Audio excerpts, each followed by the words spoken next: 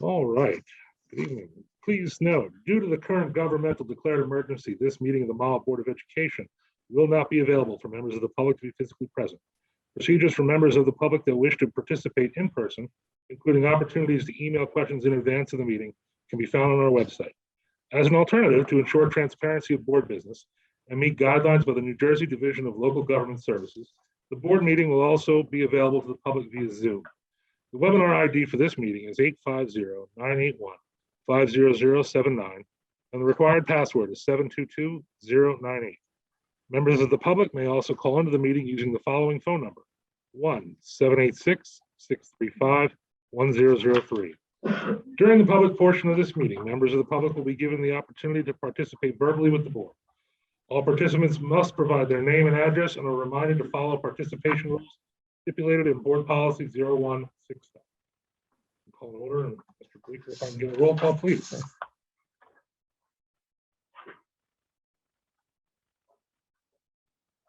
Mrs. De Silva. Here. Ms. Denise. Here. Mr. Gallo. Here. Ms. Conoco. Here. Dr. Morthy. Here. Dr. Park. Here. Mr. Cohn. Here. Mr. Copland. Here. And Mr. Kazmarski. Here. Okay, adequate notice of agenda of this meeting has been provided to the Ridgewood News and the record specifying that the Mahwah Board of Education will meet on March 3rd, 2021. The administrative offices are 60 Ridge Road, Mahwah, New Jersey. A copy was filed with the Township Clerk. Please rise for a salute to the flag. Mr. De Silva, would you please lead us? I pledge allegiance to the flag of the United States of America and to the republic for which it stands, one nation, under God, indivisible, with liberty and justice for all.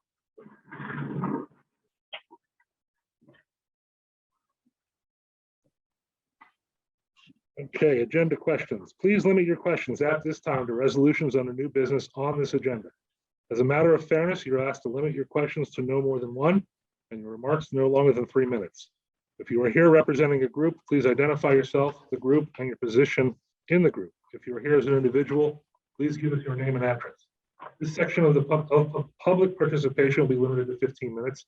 Please specify the resolution you are referring to in your question.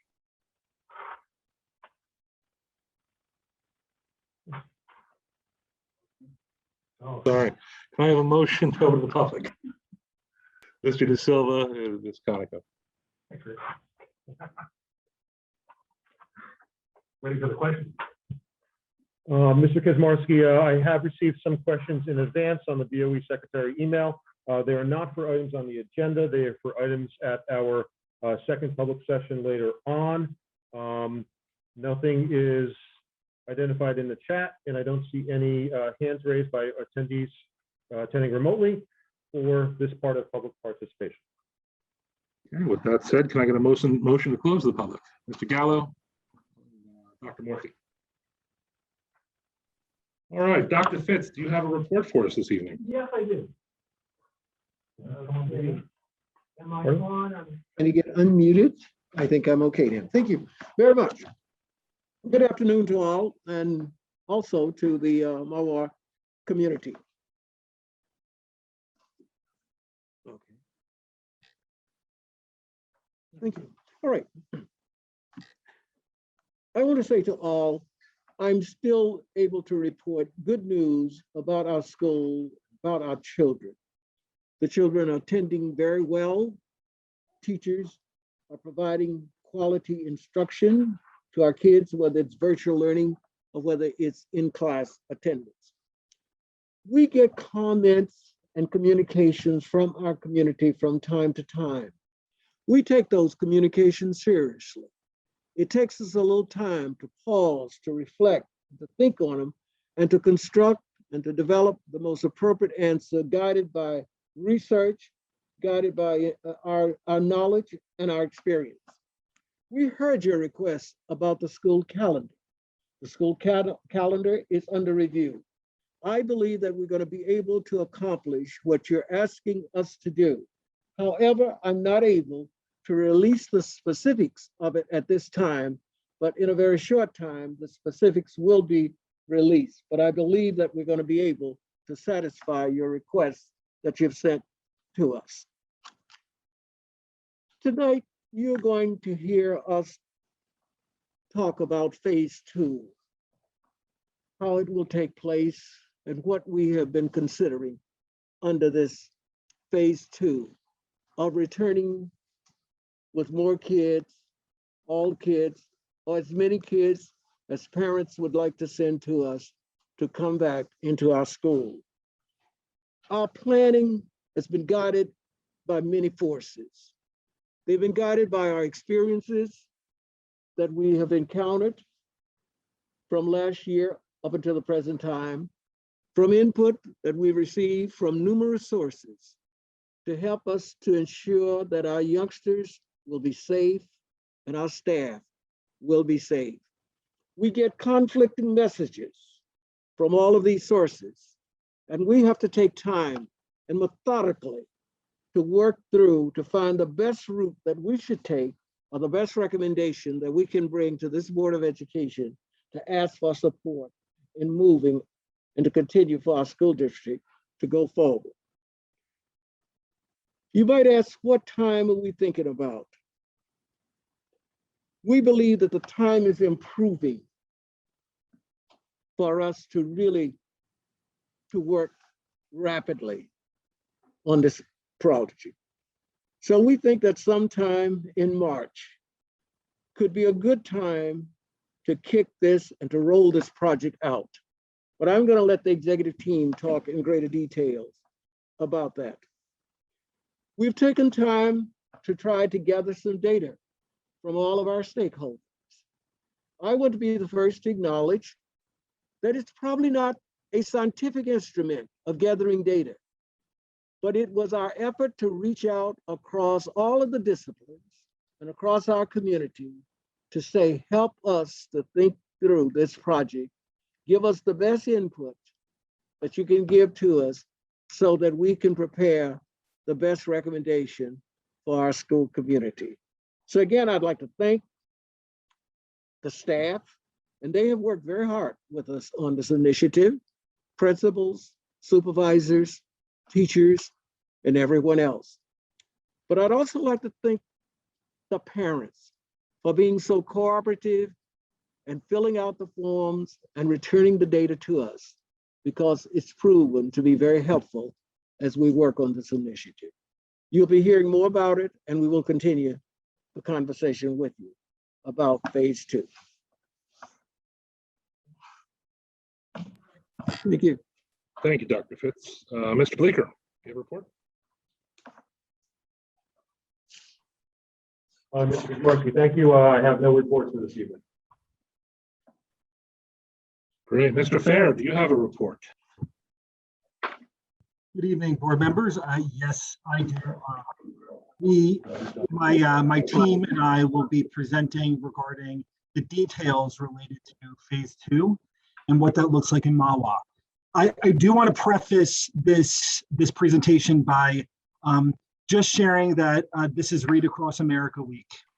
And although we've been doing all of this phase 2 work, it has been all consuming. What I can share with you quite sincerely is that the highlight of my week was the opportunity to read to Miss Remo's 2nd grade students remotely.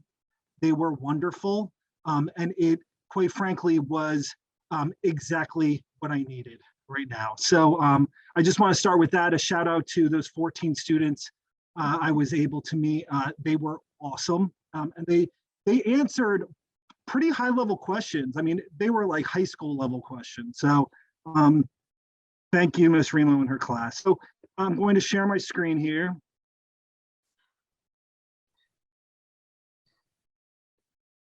It says that the host has disabled screen sharing, which I don't know if that's a sign. Mr. Fair, try again. I just didn't look for you. Okay, it's all test. All right, here we go. Are we all able to see this? Okay. Everyone can see this, correct? Yes. Kind of thumbs up. All right, awesome. All right, thank you. So this work has been occurring over the course of the last few months. So we've been doing a lot of the behind the scenes work since we originally planned phase 2 for November. So a lot of this work has been occurring. A lot of the conversations have been occurring. And most recently, we've been able to gain a lot of traction in talking to a lot of stakeholders. So we're really excited to enter phase 2 for the district. And we're going to share a lot of the granular details with you. I first want to thank our parent support. We've received a ton of emails with parents sharing that they are supportive of our work. And quite frankly, that support is needed for us more now than ever. Just recently, yesterday, we were able to meet with our parent advisory committee.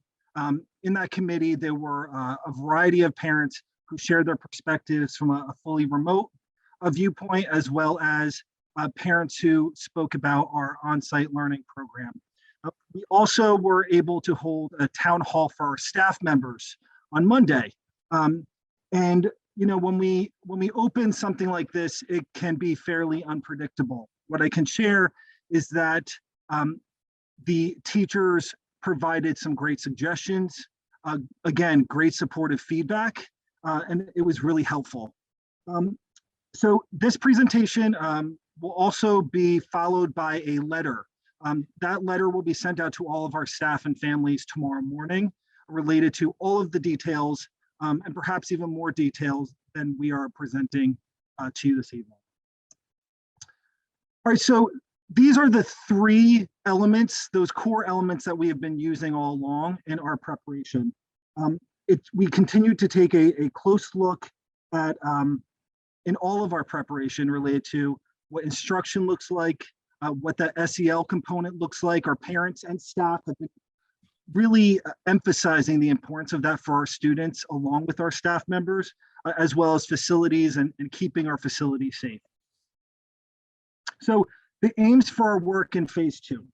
So we've had some parents reach out who are fully remote parents, inquiring about what the program will look like for the remainder of the year. And while most of our presentation this evening will discuss an increase in in-person learning, it's important to note for those fully remote parents that the fully remote program will remain intact through the remainder of the 2021 school year. There will be an increase in that instruction as well, which we will talk about again in more detail later this evening.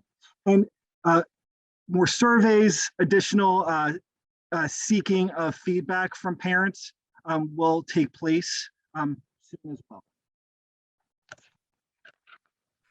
So, you know, we keep using the phrase stakeholder input, and I think that this year it could not be more true. So we have building-based committees that are informing our decision-making. We have our principals and assistant principals working hard with staff members in their respective buildings and reporting back to central office to see what phase 2 can look like. We've been meeting with our school nurses, and we're meeting with our school nurses this Friday, actually, where we will be talking about what travel advisory protocol will look like, as well as overall district health and wellness. As I've already shared in prefacing this presentation, we've met with our Parent Advisory Council several times, and our most recent meeting was this week, where we were able to provide some overarching information related to what phase 2 could preliminarily look like. And of course, we've been meeting with our Mahwah Township Community Committee. We're scheduling another opportunity to meet with our local mayor, the police department, our EMS, as well as our local library in April. And then we will also be engaging with our local medical stakeholders committee once phase 2 has started, so we can review current practices and protocol to see if any changes or modifications will need to be made moving forward. And lastly, we did a facilities walkthrough of model classrooms just earlier today, where we looked specifically at Rampo Ridge Middle School and Malwa High School to see what that could look like. we were able to pass some of the teachers who shared their opinions. And again, they remained supportive in offering suggestions in terms of what the classroom setup will look like. And we'll have a few slides with images so the community can see what that could look like for increased in-person learning. Our core mitigating strategies remain true as they have since we started this process back in August and July. And that is the universal and correct use of masks. And Dr. Fitz can certainly attest through his visits throughout the buildings that our students adhere to and honor the expectation of masks consistently and without any concern. We're maintaining physical distancing, and where we have reduced 6 feet, we are using plexiglass. Our hand washing and respiratory etiquette remains paramount. We continue to have signs and floor markings to assist students in their distancing and directionality. We maintain a steady flow of cleaning and maintaining of the healthy facilities. And in the evening and on virtual Wednesdays, we give our extra cleaning attention to all of our facilities. And lastly, we remain true to the contact tracing process that we have created and have in place. What you're going to see in the next few slides are basically a review of the data that we garnered most recently from surveying our staff, our parents, and our students. And all of the survey data was used to inform our phase 2 return. Certainly not the only voice that was used, but certainly a guiding force. Elementary students responded to our survey, and our youngest students indicated that from school, they were seeking the opportunity to see other students and teachers while in person. So that human connectivity, of course, as we knew was going to be the case, is true and necessary for our youngest students.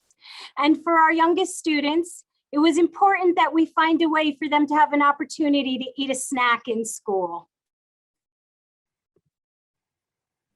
Our secondary students had a separate survey, and what was yielded from them was that they do believe there is a benefit to the office hours, that personalized opportunity at the end of the school day to seek clarification from a teacher, an opportunity for small group instruction on a very specific area of instruction, or just a global opportunity to reach out to their educators in a little more private manner.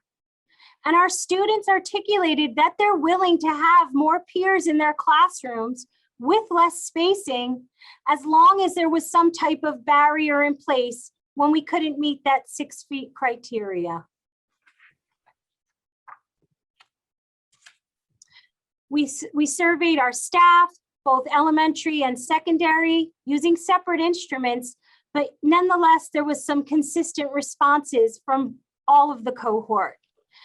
The teachers feel strongly that masks remain a priority and that physical distancing is kept as a core belief for us as a district. The elementary staff supported a half day of learning and believe that they can deliver instruction in this manner. And more than half of the secondary staff was not comfortable with eating lunch in school. And of course, the elementary staff also expressed concerns regarding having lunch within school. Our parents were also surveyed, separate elementary from secondary.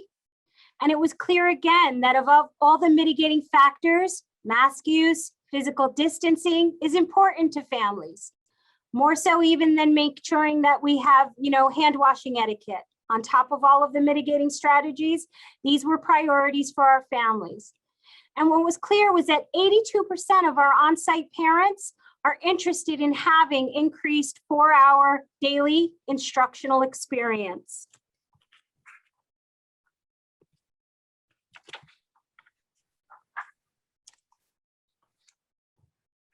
Before I start with my slides, the first thing I want to do is thank all those who are involved in getting to this space. I know for the past couple of weeks, months, we've been talking about what ifs and where we want to go, and there hasn't been specifics, and I'm very excited. We're very excited to start to share what our plan is.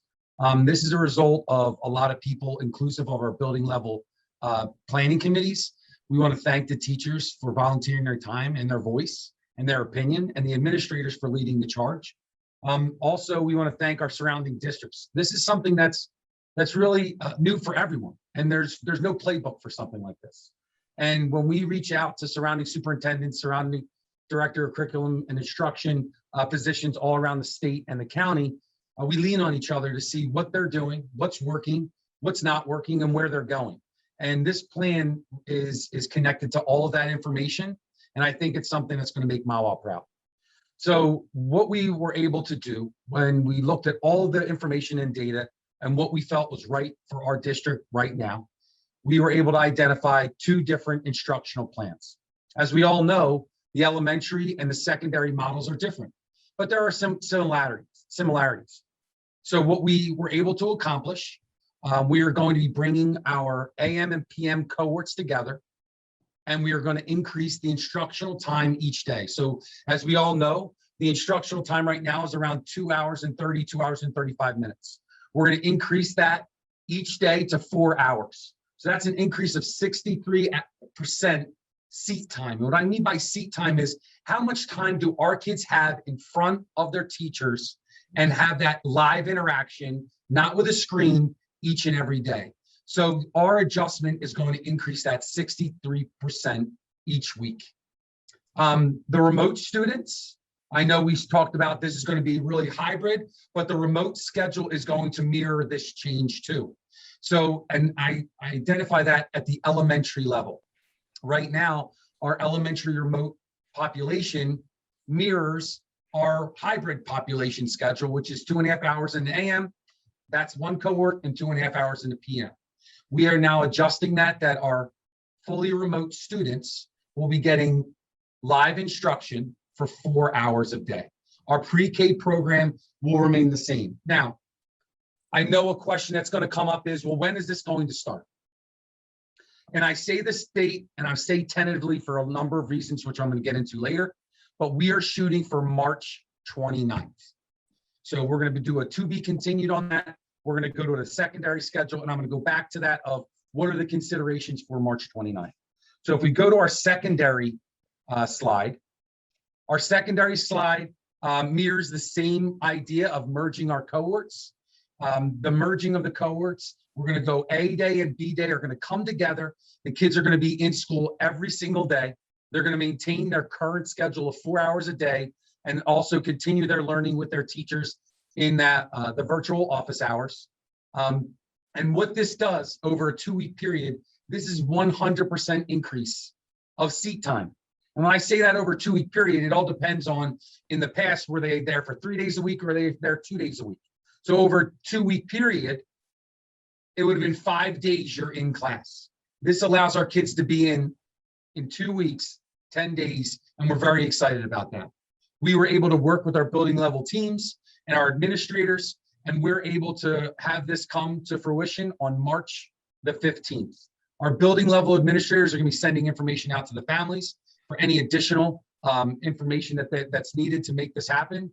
But I just want to say thank you to all those involved, and that's inclusive of Kyle and the business department for making the purchases of the PPEs, the transportation department for making any adjustments that are needed and will continue, which we'll talk about for the elementary, and obviously the teachers and administrators for being flexible and allowing this to happen so quickly in March after we were able to come to a solution. This is where I was talking about with the tentative date. Let me go backwards before we go forward. Along the lines of the elementary schedule, when we came together over the summer, the administrative team, the teachers felt very passionate about getting our elementary kids in each and every day.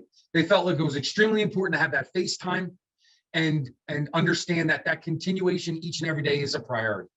So we had to go back to our transportation contracts, readjust, and I say readjust, it doesn't even explain the scope of the issue. We had to completely rearrange all transportation so we can allow for AM and PM shifts.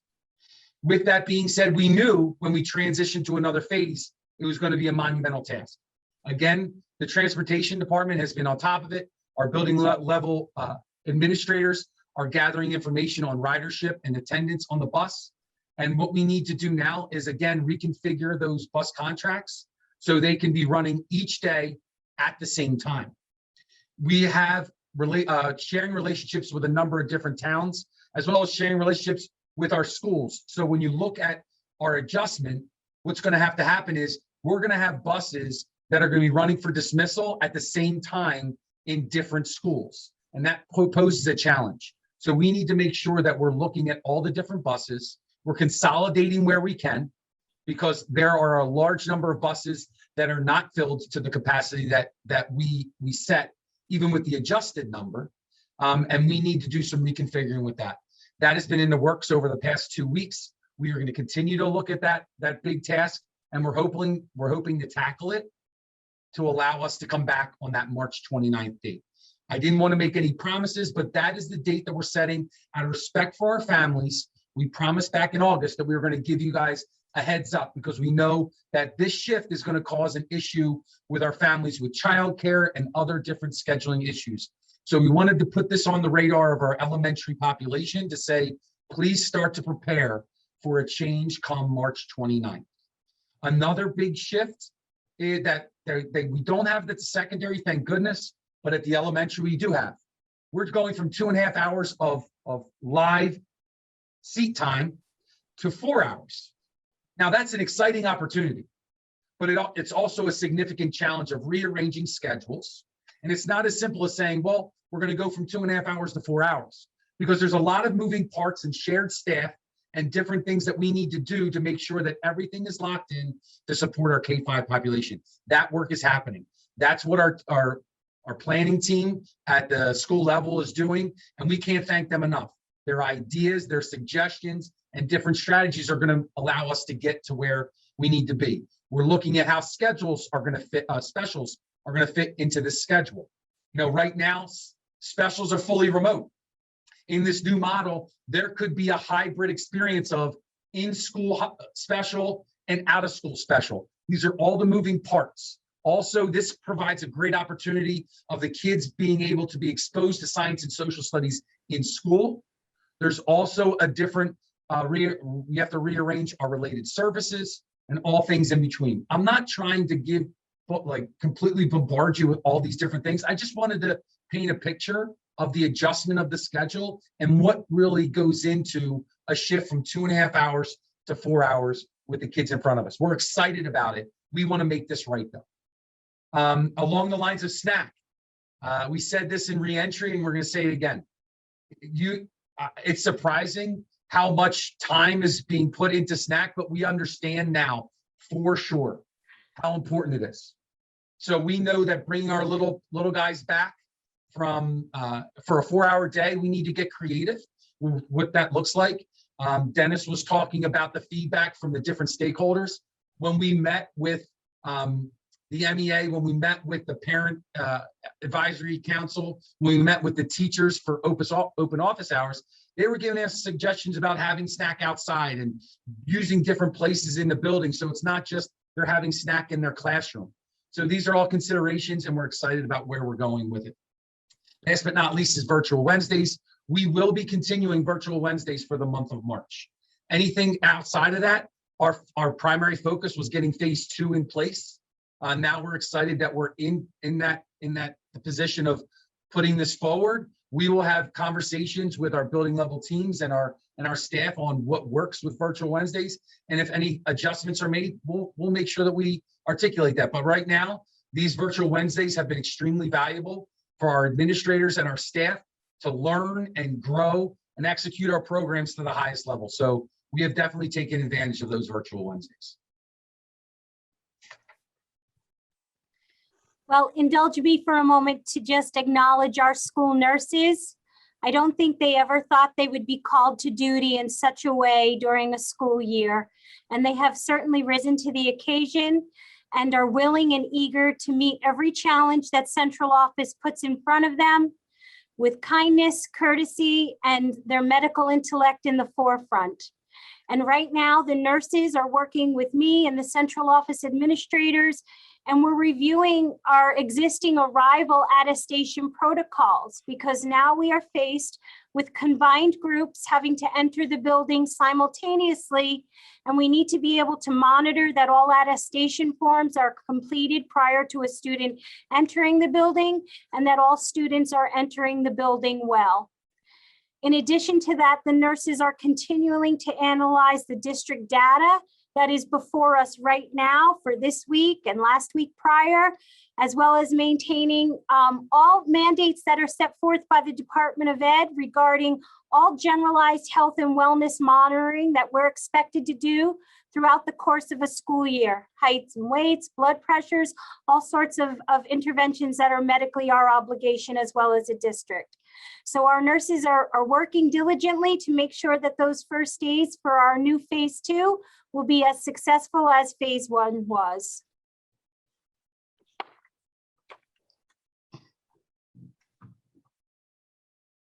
You're muted, Mike.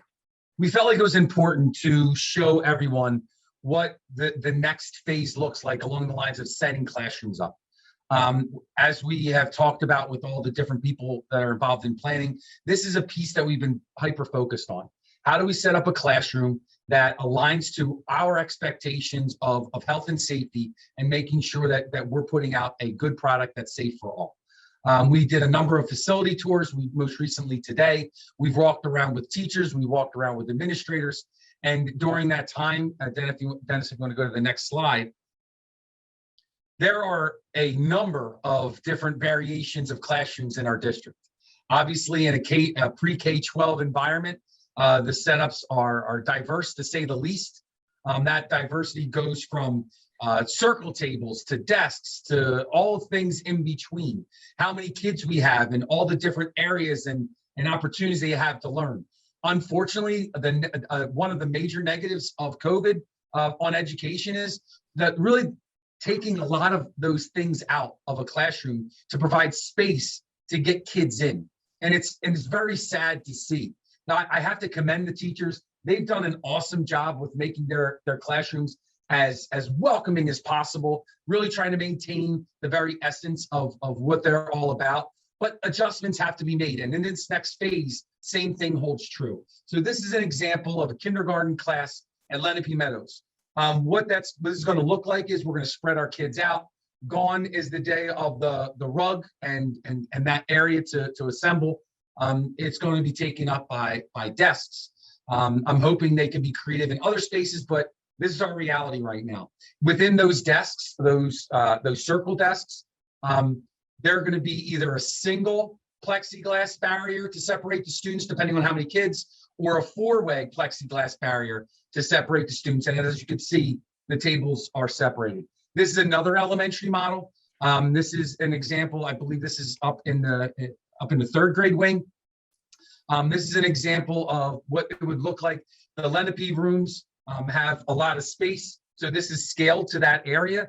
And this shows the desks at I believe 5 feet apart.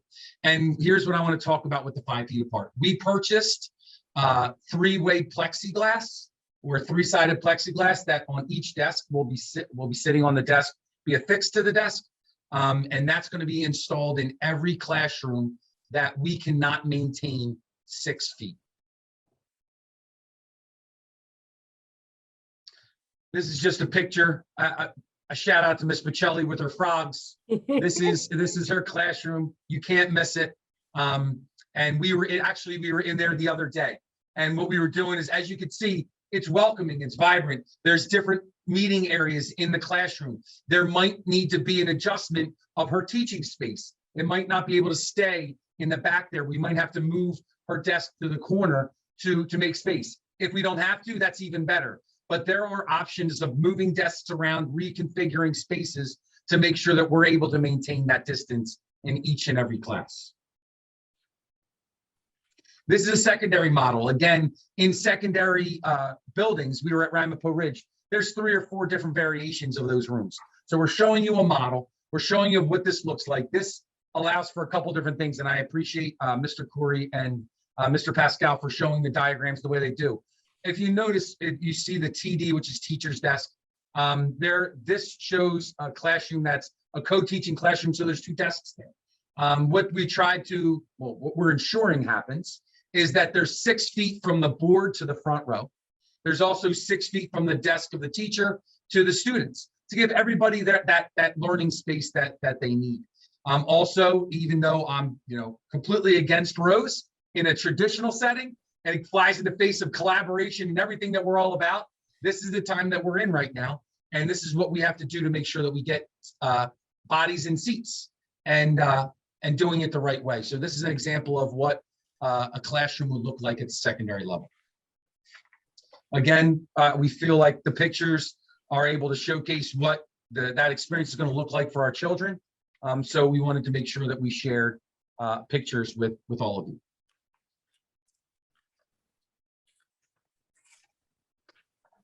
Great. So we've been referencing the importance of PPE, and through that, we have ordered plexiglass shields for the desks, as Dr. Otoro has shared, and we will have KN95 masks available to our staff members.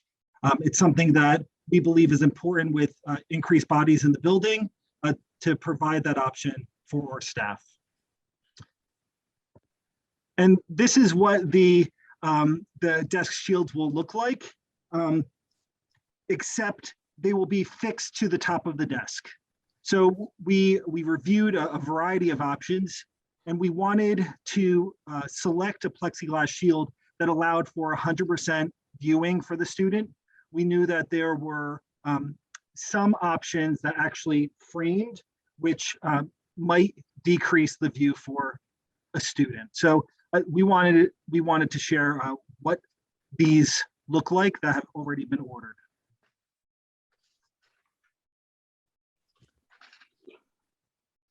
And our guidance staff, our counseling staff, and our SEL committee is insistent, and as am I, and certainly my central office cohort, that we maintain the integrity of SEL activities and initiatives, regardless of spacing and regardless of the location in which a student attends school. So you'll see we have a range of things listed that we are doing relative to social emotional learning. We are continuing with our mindful practice initiative. We're continuing with mental health resources being offered. We have our school nurses reaching out to our community. We're certainly surveying wherever we can. We're conducting school-wide assemblies on coping strategies.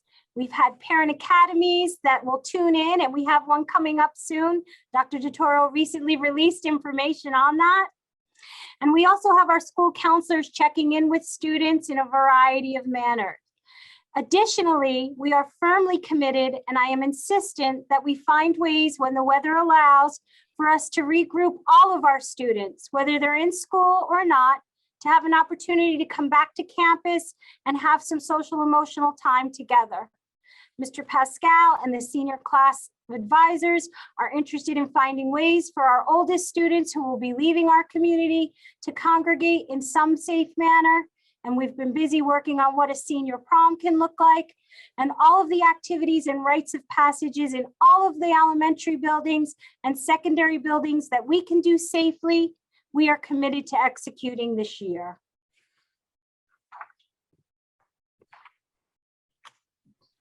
So I am the central office member who landed on the quarantine slide.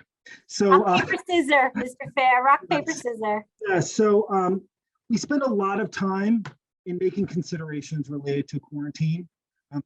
We cannot forget the fact that we are in a pandemic, and safety is the priority. It's always the priority. So we are currently looking at travel advisory and what that guidance looks like. We are preparing what that guidance will look like in terms of the adjustment of our protocols.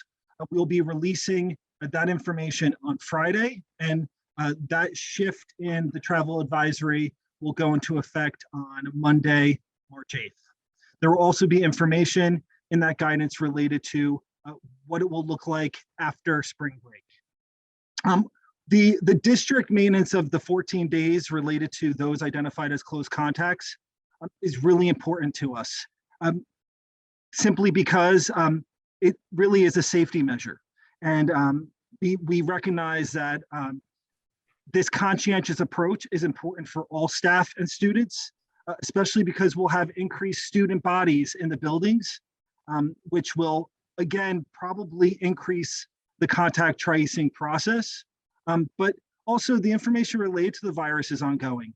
We know that there are variant strains out there, and the information related to COVID seems to be updated regularly. So our goal is to be as comprehensive as possible while also remaining safe.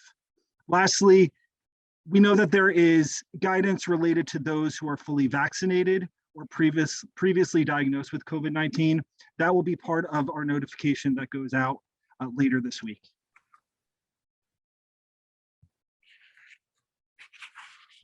So our goal was to really lay out what our plan is and provide dates. I think what's important now is to how do we accomplish, especially that elementary schedule. I started to talk about the transportation issue and the challenges that we have.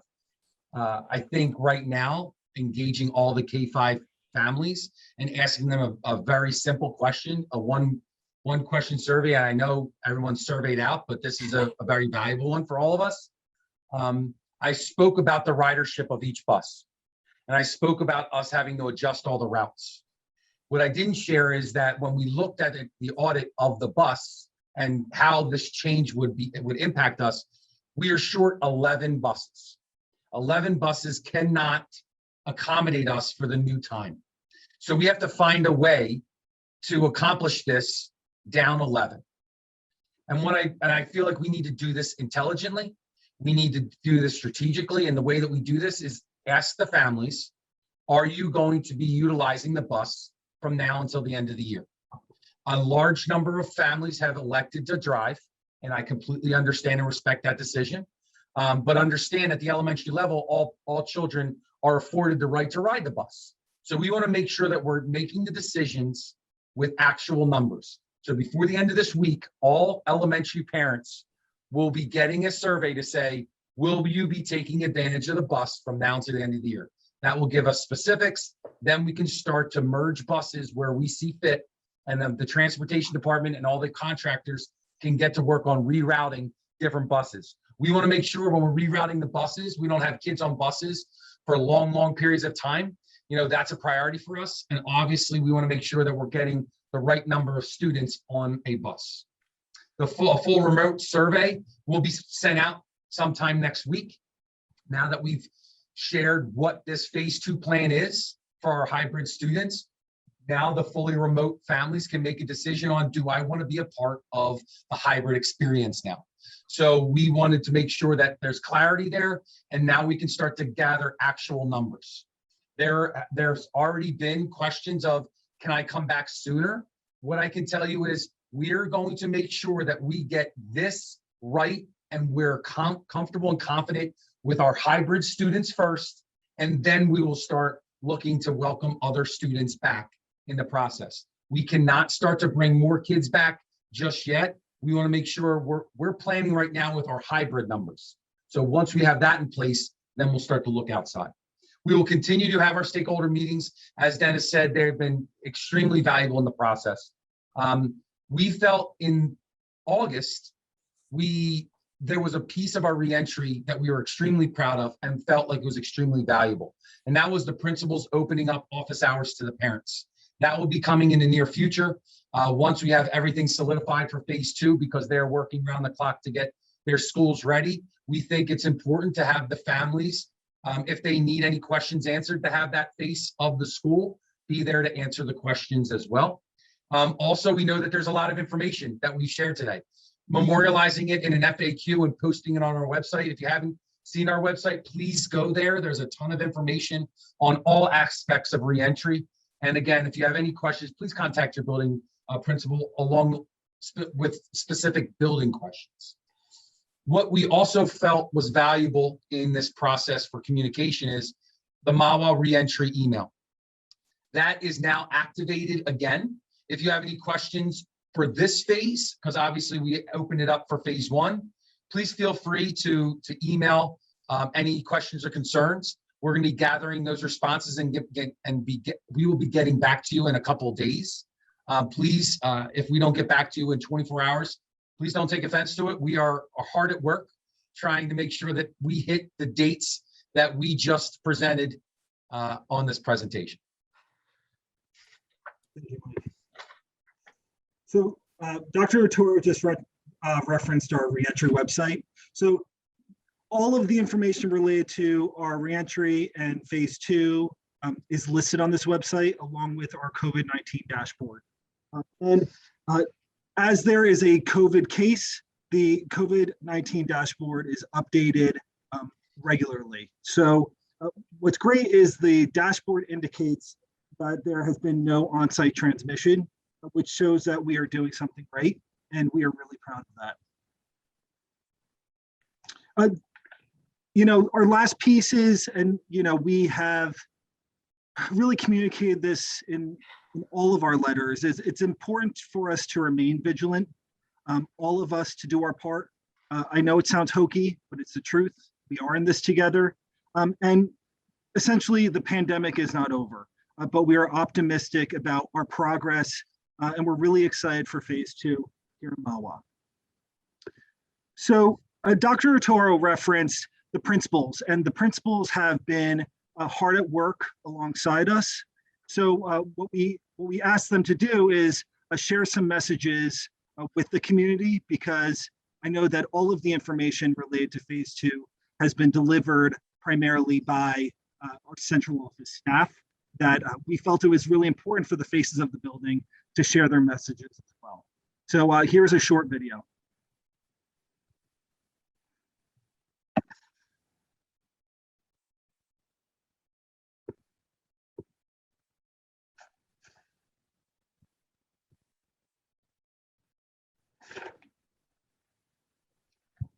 I've been so proud of the George Washington School community during this school year.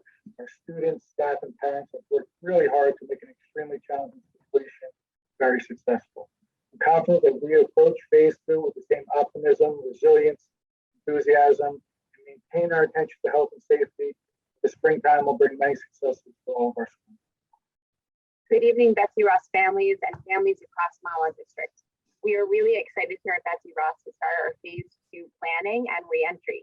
And I know that we will have continued collaboration amongst all stakeholders in order to make sure that this is a safe and smooth transition for all students. I look forward to seeing everyone in the weeks to come. Have a great night. Good evening, Legacy families. Mrs. Eason and I would first like to say thank you to all of you for your continued support and cooperation throughout phase one. Without you, none of this would have been possible.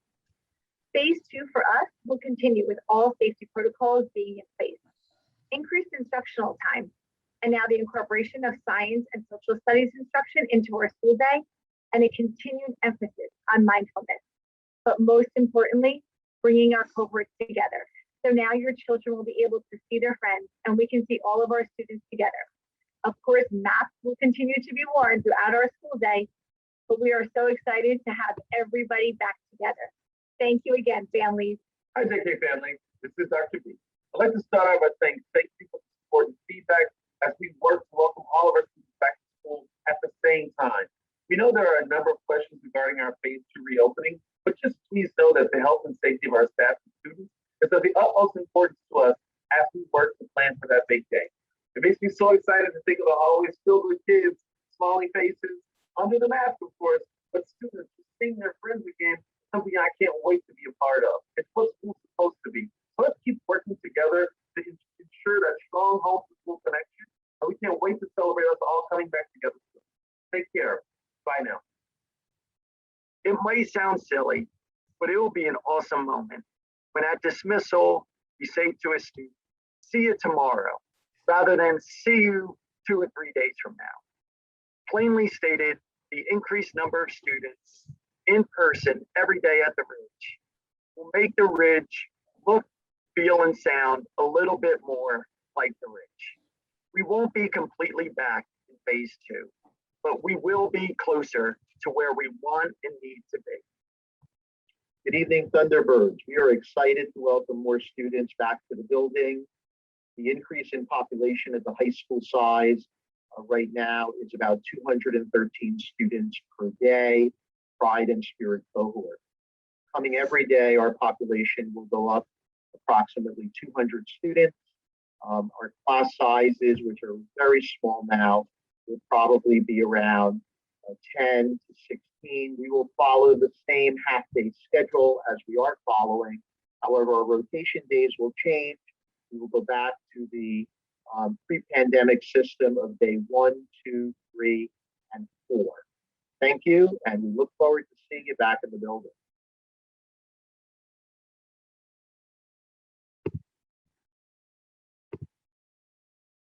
All right, so that's my report. I just want to close by, I generally in my report, I thank, everyone on the outside, but I really want to take this time to really thank my central office team.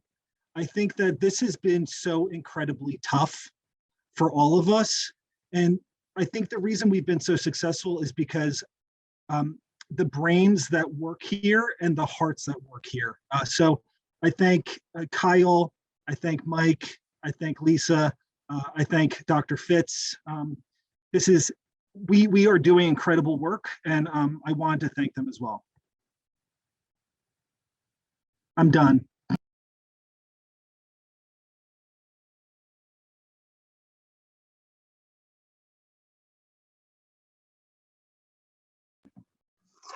All right, thank you to the administrative team for that great update.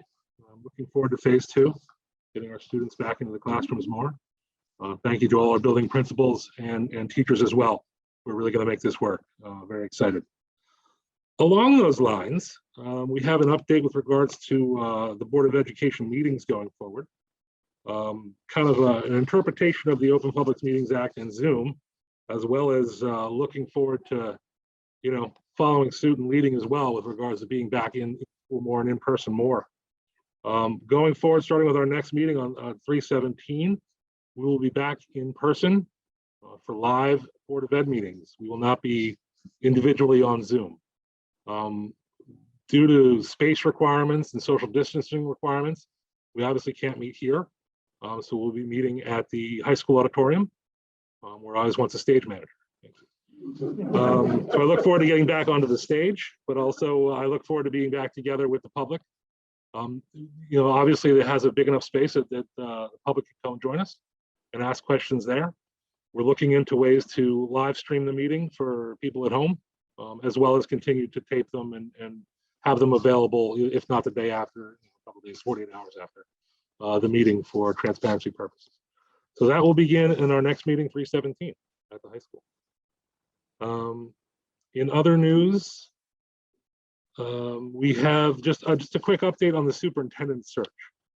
I know there's been some email questions about this as well. I want the public to know that the process has been over for about 2.5 weeks now. And then the county superintendent, well, I would say the candidate accepted our offer. County superintendent, who has to sign off, signed off this morning, which is why it was not on this agenda. But it will be on the next agenda, and we will introduce our new superintendent at that meeting. So, big important meeting on 3/17. So I look forward to it. But with that said, I would say that part of the interview process, which was quite extensive and many late nights, did involve, aside from many of the normal things we would discuss with a candidate with regards to their vision for the district. There were conversations and some extensive conversations with regards to their vision for a return back. So I want the public to be aware of that since we received several emails on that topic. And that's my report. Any board committee reports for the evening? Mr. Gallo. Sorry. Good evening. I'm first going to report on negotiations. Last Wednesday, we met with the representatives from the Malwa Association, who represents our administrators, and the association that represents our supervisors. We had our introductory meeting to begin this year's cycle of negotiations, and we were able to set up 2 follow-up meetings for each group. And I'm optimistic that we can have a constructive dialogue with these groups who have been so instrumental in helping us to operate schools during the pandemic. My second report is from the Finance Committee. We had a meeting just prior to this meeting to review projections for the 2021-22 school year in terms of our operating and capital budget. And we will be continuing that discussion next week. And I believe, and Kyle will correct me, but at the 3/17 meeting, we will vote on the preliminary budget to be submitted to the county. That is my report. And for that, Mr. Gallo, yes, you are correct. At the 3/17 meeting, we intend for that report to be, I'm sorry, for that budget preliminary to be on the agenda. Right, yes. Thank you. Great. Any other committee reports? Dr. Morthy or Brett? Okay. Nice. All right. Good evening. Couple things from community relations. First of all, March 10th is the next Parent Academy. I'm going to steal Dr. DeFurrow's thunder a little bit here. It is on supporting the emotional well-being of our children. There was an email that was sent out earlier today about it, so check that out. And I believe a RSVP survey of some sort is going to be coming out very soon on that. Also, Mr. Fair touched upon this a little bit. We had a parent advisory committee meeting yesterday. I just want to thank the administration for being so open and willing to host these meetings with the parents. It's hopefully, and from the conversation I've had with Mr. Fair, it has been giving them a lot of good input from the parents' perspective. So, and thank you to the parents who have participated in that. Now the fun part, community corner. So as I reported last time, we're going to be trying to do this, maybe not every meeting, but frequently, highlight some of the things that are going on, not just in Malwa, but also nationally with different months and holidays and celebrations. So this month, March is National Women's History Month. And I want to thank the administration for sending out an email highlighting and recognizing some of the important women in history and recognizing the fact that this is National Women's History Month, and also including Malwa's own Jill Biden in that email. So yes, she is Malwa's own. I don't care. She may have only spent a cup of coffee here, but she was Malwa's own. Betsy Ross is right. March is also Irish American Heritage Month. Obviously, March 17th is St. Patrick's Day. Little fun fact, the first St. Patrick's Day parade was held in New York City on March 17th, 1762.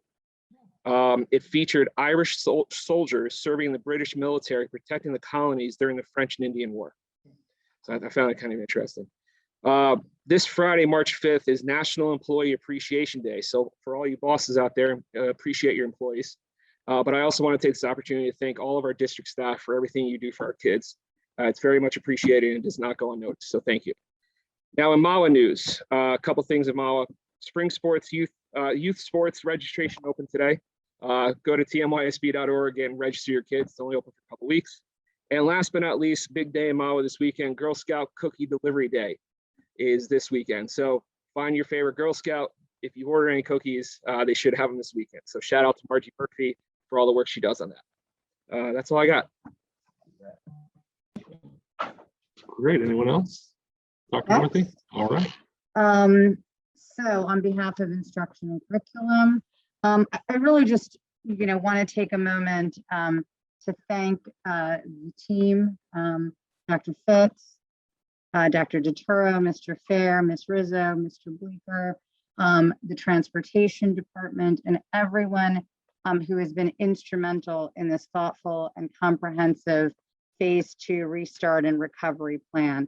I also want to thank truly parents who have collaborated, the staff who have collaborated, because again, this is what makes Mahwah connect, and this is what makes Mahwah great, is that we can work together and get our kids back into the district. I also thought the principal messages were great. It was nice to see them. I just wanted to thank everyone who participated with the last Parent Academy. Dr. DeToro said that we had about 85 participants. I think that is our the best Parent Academy turnout we've had. And that was about supporting virtual learning at home which right now is probably a main focus for many people. Dr. DeToro said that that would be uploaded. People have asked about that. And that will be uploaded by end of the week with the video and the tips that they talked about. As Mr. Copland mentioned, March 10th is our supporting emotional well-being. I just want to highlight that the person presenting is Carla Tantillo. I think I'm pronouncing that right, or Tantillo. And she's going to talk about mindful practices. This is a topic that a lot of people have been talking about and struggling with this year. We know that it has come to our attention in terms of wanting children back in the classroom for increased time, that there are a lot of issues with mental health and anxiety and so on. She has actually presented and trained staff and done professional development, and they say that she's great. So we really encourage everyone to attend the Parent Academy, and let's break 100 participants. Let's do that. That would be great. The last two things was I appreciate Governor Murphy finally recognizing that educators and teachers need to be on the vaccine recipient list. So let's hope that helps also to get our full staff back. And also for National Women's History Month, I just wanted to say thank you to all the women. And we are trying, if anyone has any tips as to how we get Jill Biden to this district, let me know, email me. Okay, and that's it, thanks. Thanks, Dr. Morthy. And hopefully at some point we'll have more to share on that Dr. Jill Biden idea. Working some angles. Yeah, absolutely. Any other board committee reports? Seeing none, any board member remarks, additional comments, or reports, or other non-agenda items? All right, seeing none. Old business. Can I have a motion to approve the minutes of February 17th, 2021? Mr. De Silva and Mr. Copland. Kyle, Mr. Leaka, roll call.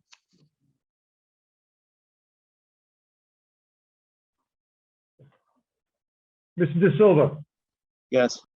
Ms. Denise, Yes. Mr. Gallo, Yes. Ms. Conoco, Yes. Dr. Morthy, Yes. Dr. Park, Yes. Ms. Saccone, Yes. Mr. Copland, Yes. and Mr. Kazmarski. Yes. Number 15, new business. Resolutions A through N. Can I get a motion to approve? Mr. Denise and Mr. Gallo.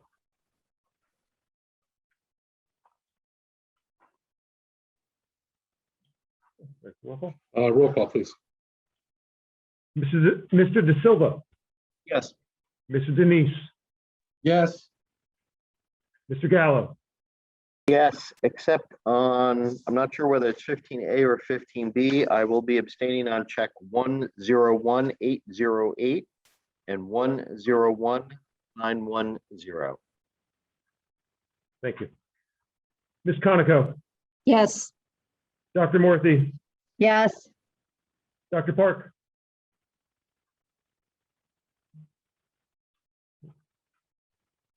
Yes.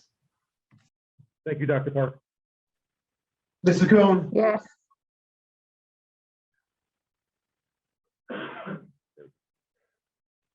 Mr. Copland, Yes, but I'm abstaining on check number 101875. Mr. Kazmarski, Yes. All right, number 16, new business. Resolutions A through E. Can I have a motion, please? Mr. Gallo, second by Ms. Conoco.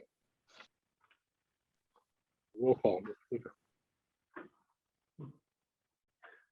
Mr. De Silva, Yes. Mr. Denise, Yes. Mr. Gallo, Yes. Ms. Conoco, Yes.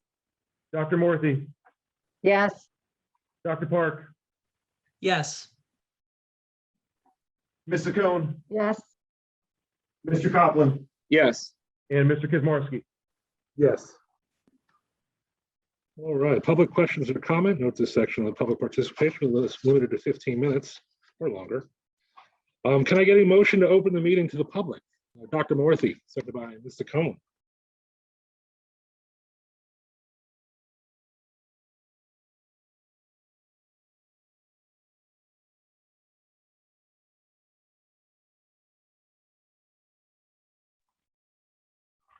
Mr. Kaczmarski, in advance of the meeting, I did receive 2 emails to the BOE secretary email.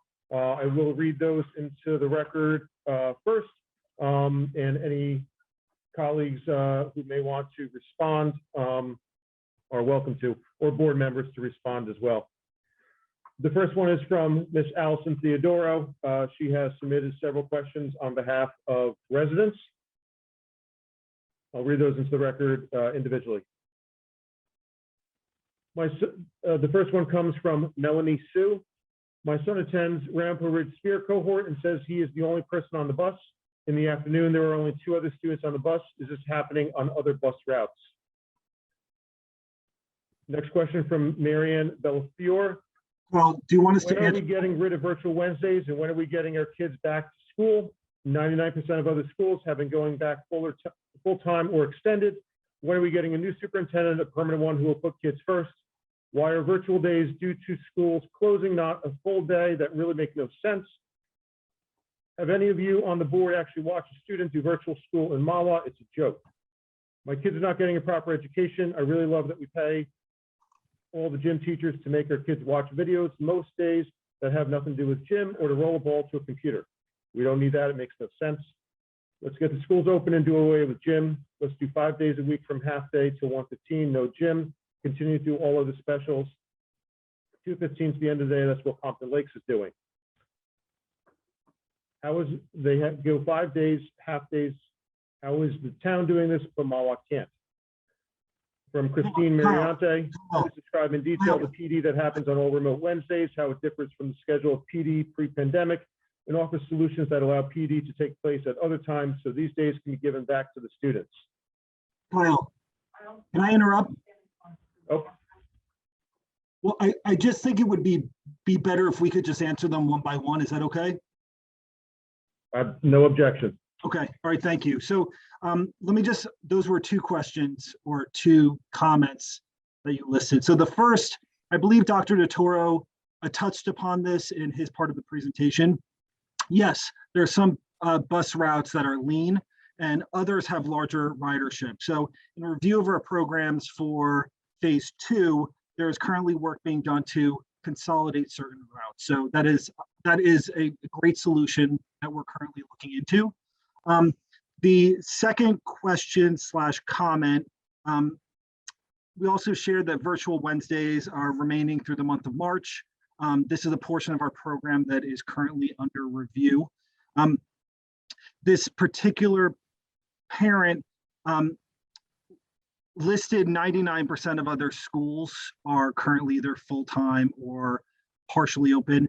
I think it's important to emphasize that 99% of other schools have not been going back full-time or extended. Some have, while some still remain fully remote to this day. And the last piece, as for our virtual program, I can say, and I'm going to put it out there that I think everyone on the screen supports. I support our virtual teachers who have been doing an awesome job. In fact, as for our phys ed teachers doing their work through Zoom, I've seen firsthand some of their lessons remotely, and it's some really incredible stuff. So I think making this broad generalization is a little dangerous. And I just want to reiterate, people are working and they're working hard. So I just think that's important to really emphasize at this point.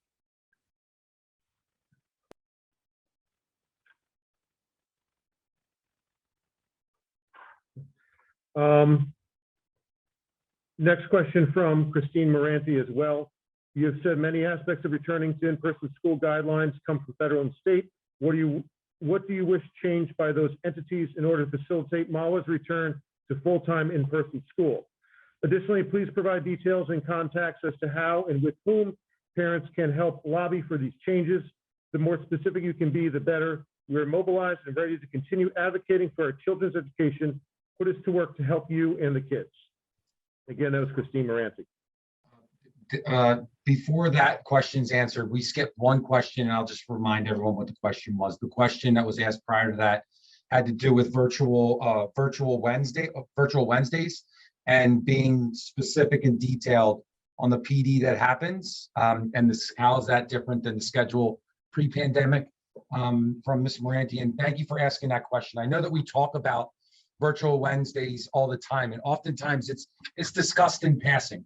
And I feel like there's an opportunity for us to really understand the significant value that virtual Wednesdays has had on our district and the work that goes in on those virtual Wednesdays.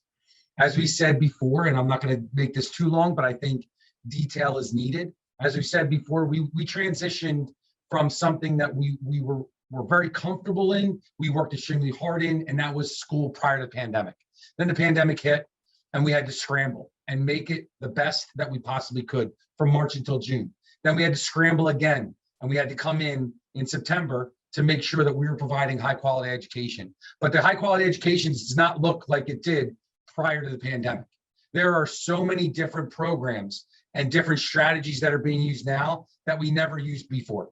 And in order for us to do that, we need to train for that.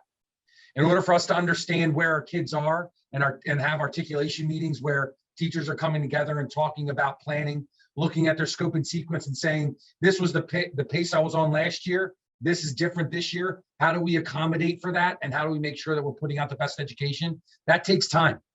And what I can tell you is our teachers, our administrators are using every ounce of that day to make sure that they're on point with their instructional practice. So when you're talking about exactly what takes place, some of the PD that has happened and continues to happen are our online programs, whether it's Seesaw, whether it's IXL, whether it's CAMI or Flipgrid. And I know these are just terms for everybody. What I can tell you is these are all interactive and adaptive online resources that teachers are using incredibly well to deliver instruction to their kids, to make sure that they're responsive to the kids and making sure that the kids are interacting with the content.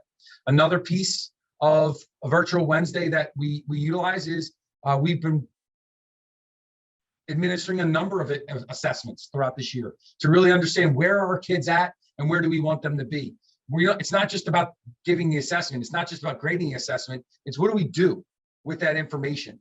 And the power of that is coming together as a cohort or as a department or a grade level and talking about what they see in their class and sharing ideas across the classroom and across the schools to make sure that we're providing an equitable education. No matter what school you're in, we're making sure that we're pacing in the right space, that we're going to be ready for when we transition fully back in the future. Another piece is SEL. A lot of times when we get emails from families, a concern that's shared and it's very real is about the social emotional well-being of our children. Also the social emotional well-being of our staff members. And there's opportunities for us to teach our staff strategies to employ in their classrooms to make sure that it's welcoming, make sure that it's adaptive, and make sure that it's attentive to the students that are in the class and they're providing those skills. You don't learn that in college. You don't learn that in your master's program. These are on the job skills that we're building and developing and we're actually employing in our district. So along the lines of our virtual Wednesdays, I wanted to take a couple of moments to say, like, these are the things that we're doing and bring significant legitimacy to it along the lines of what previous years looked like. Previous years looked like that we had it in October, we had it in January, but we also had our legs underneath of us and we were comfortable with the content. We were comfortable with the reality of what was in front of us. The game's changed. And what I can tell you is those virtual Wednesdays have allowed us to achieve things this year that most people weren't expecting. And I know that there's other things that we can do to continue to improve and move forward, but those moments were the moments that allowed us to get to where we are. So that's the reality of what virtual Wednesdays are.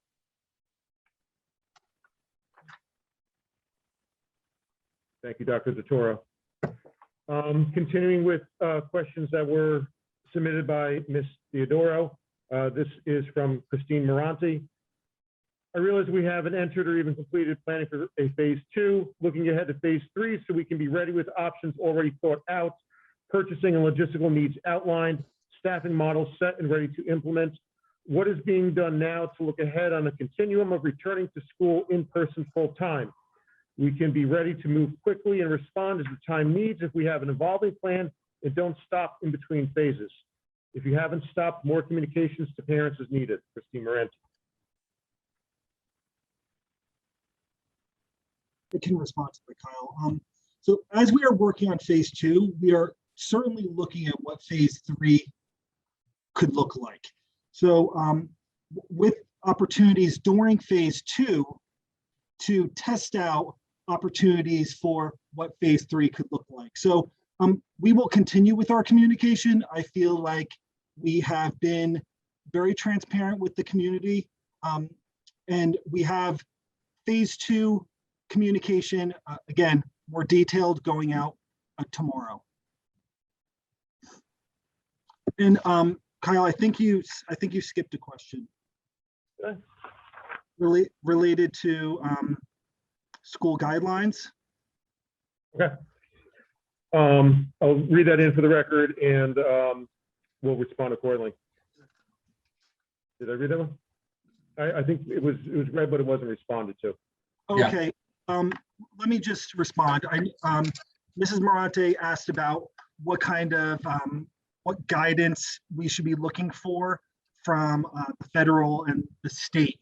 In terms of federal and state guidelines, I guess we were just looking for clear guidance. I think that would be really nice to have consistent, concrete guidance across all school districts. I think that would be really helpful. I think it's important to respond. We're kind of at a loss. I think all school districts share in that frustration.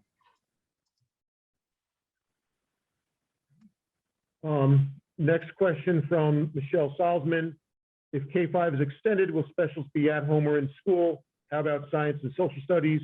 If food lunch is a concern now, what would have to occur for it not to be an issue in September?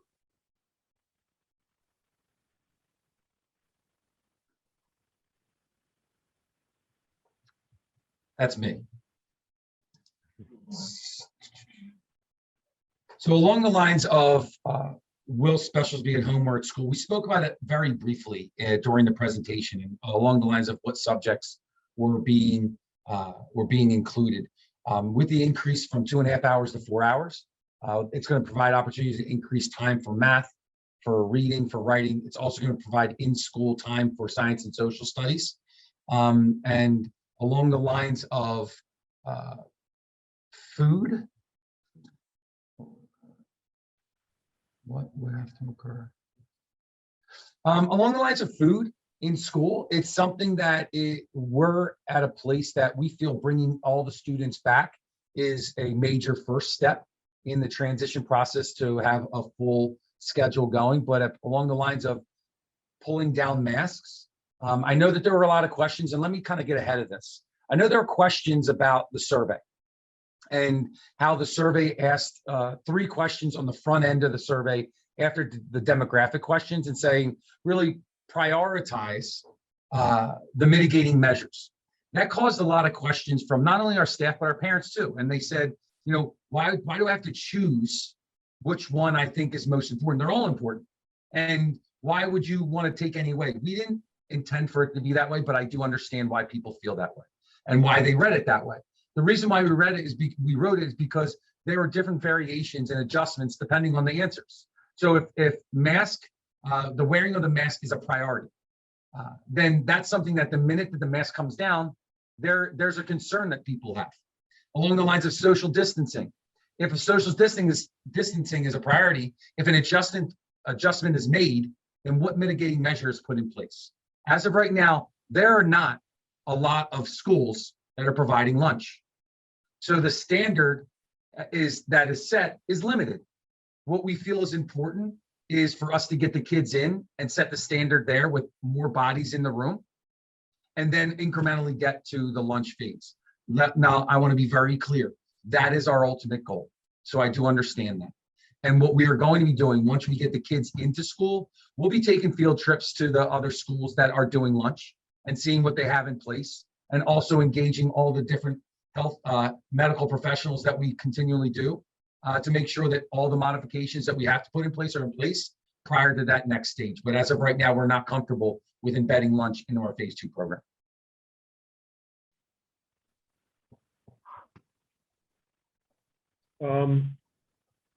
As Dr. DeToro had mentioned, that response also addresses another question that's in this same thread. I will read that question into the record and then move on to the last question. Again, Dr. DeToro has already replied to this question that I'm about to read. While I was happy to see a survey come out to both parents and students about reopening, I found the survey confusing and in some cases leading. I almost think remote parents should have been filling out a separate survey than hybrid parents. Are the wants and fears of remote parents weighted the same as hybrid parents when determining our phase 2? Let me give an example. When asked about eating in school, are the answers for remote parents considered differently than hybrid parents? It would not be fair to hold back the hybrid program from moving to a full-time mode due to fears or eating held by mostly remote parents. Again, Dr. DeToro, unless you want to add, I feel you replied to that in your last response. The last question I have compiled by and sent in by Ms. Theodoro is from Ms. Theodoro. With our governor stating if he sees all schools returning to an in-person instruction by September, if not sooner, our potential superintendent candidates being asked about how they will lead Malwa back to full-time in-person education in the fall. Mr. Kaczmarski, I believe you addressed that during your presence reports. Unless you have anything further to add, I'll move on.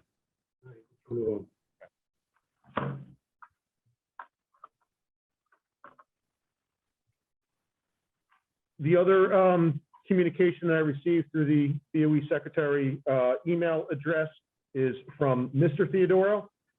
This is a excerpt of a letter he recently sent to administration. Again, as it was set to that email address in part of our procedures now, I will read it into the record and then move on to questions that came in during the chat of this meeting.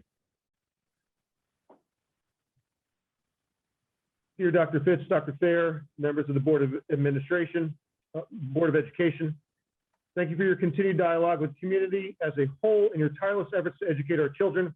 I was especially impressed that you took the time to hear all the questions and concerns of Malwa parents at the last board meeting in what was supposed to be a 15-minute question period. Although we may not agree on all matters, it is good to be heard, and I believe a productive dialogue was had. To further that effort, I respectfully submit the following.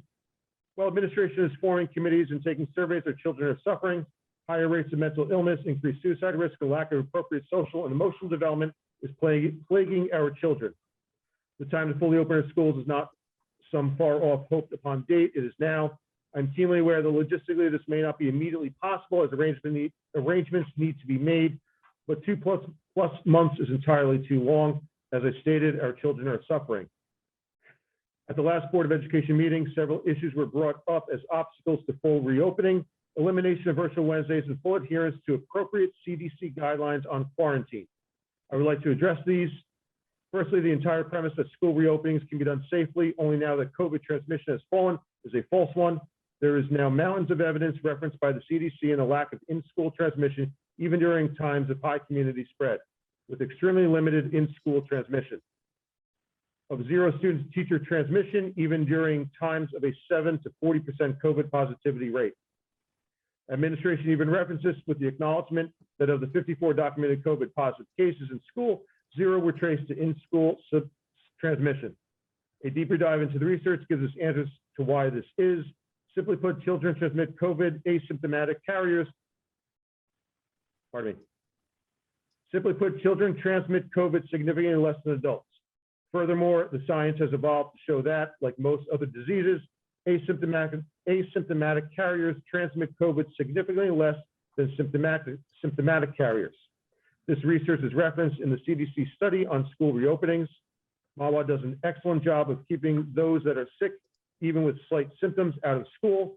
This protects the school environment and will help allow to a return to full in-person study. The #1 place COVID is transmitted is in the home, far and away more often than in school, yet we are asking kids to learn from home more and more. Secondly, in discussing administration's refusal to adopt the appropriate CDC guidelines on quarantine, 7 days quarantine with a negative COVID test, or 10 days with no test, and remain with the arbitrary 14-day quarantine. It was referenced that an individual who was quarantined did not test positive till the 12th day of quarantine. However, please realize that there are multiple possible explanations for this. This type of occurrence has been thoroughly vetted by the CDC and appropriate standards were set. Why does Malwa choose to ignore the science on this? It is baffling to me that administration would ignore the experts. Please be aware that overly cumbersome regulations and blatant overreaching of authority shows distrust of the process and encourages a lack of compliance. To this end, I'm seeking Malwa Education to do the right thing and immediately adopt the appropriate regulation. Thirdly, when school reopenings were beginning to be discussed in the summer, masks were to be optional for student use. At that time, there were no long-term studies on the physical, emotional, and psychological ramifications of masking children for long periods of time. The teachers union quickly balked at this, and Governor Murphy capitulated and required mask usage by students in schools. Now, double masking was mentioned at the board meeting as a possible adjunct to return to school. As someone who has worn a mask every day at work for the last 19 years and has tried double masking in the past, let me state how wholly inappropriate it is to subject a child to double masking. A well-fitting ASTM type 1 mask is more than sufficient for the innocent exposure the child may be subjected to in a classroom environment. Double masking is not even recommended for dental surgery, which creates significant aerosols as part of universal precautions. The CDC does not recommend double masking as a public health measure. Unless guidelines change, administration has no right to require double masking. Certainly those who wish to can, but to require it from all is completely unacceptable. Finally, Malwa administration, by its own admission, has taken an overly cautious approach to reopening, as other districts have eliminated virtual Wednesdays and adopted updated CDC guidelines on quarantine as related to both travel and close contact. Malwa has refused to change, and out of abundance of caution approach was repeatedly referenced when explaining Malwa's unwillingness to eliminate virtual Wednesdays, update quarantine guidelines, or even consider a phase 2 reopening up to now. However, an abundance of caution has unintended consequences. Social isolation is devastating to children. Loss of milestones and rites of passage, such as birthday parties, athletic seasons, and even something as simple as exchanging Valentine's Day cards cause anxiety and dread. Children's mental health emergency room visits have skyrocketed and suicide attempts are sadly way up. These children need a return to normalcy and they need it now. They have suffered enough. Again, thank you for your continued efforts to educate our children and I look forward to your response. Sincerely, Lou Theodoro. Kyle, I'd like to respond to that because a lot was just shared. I guess the first piece is this is terrible for everyone, students, staff, everyone on the screen. And I thank Mr. Bleeker for not publicly mentioning my name or Dr. Otoro's name.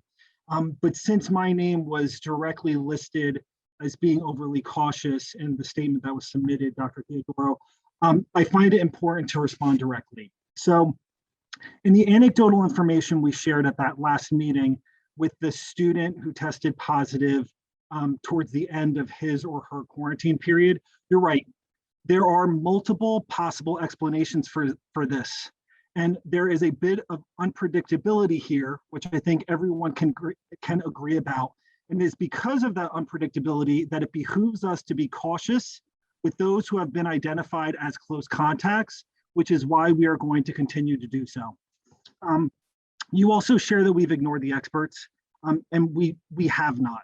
We have consulted with medical professionals who support our stance for safety of students and staff during this time.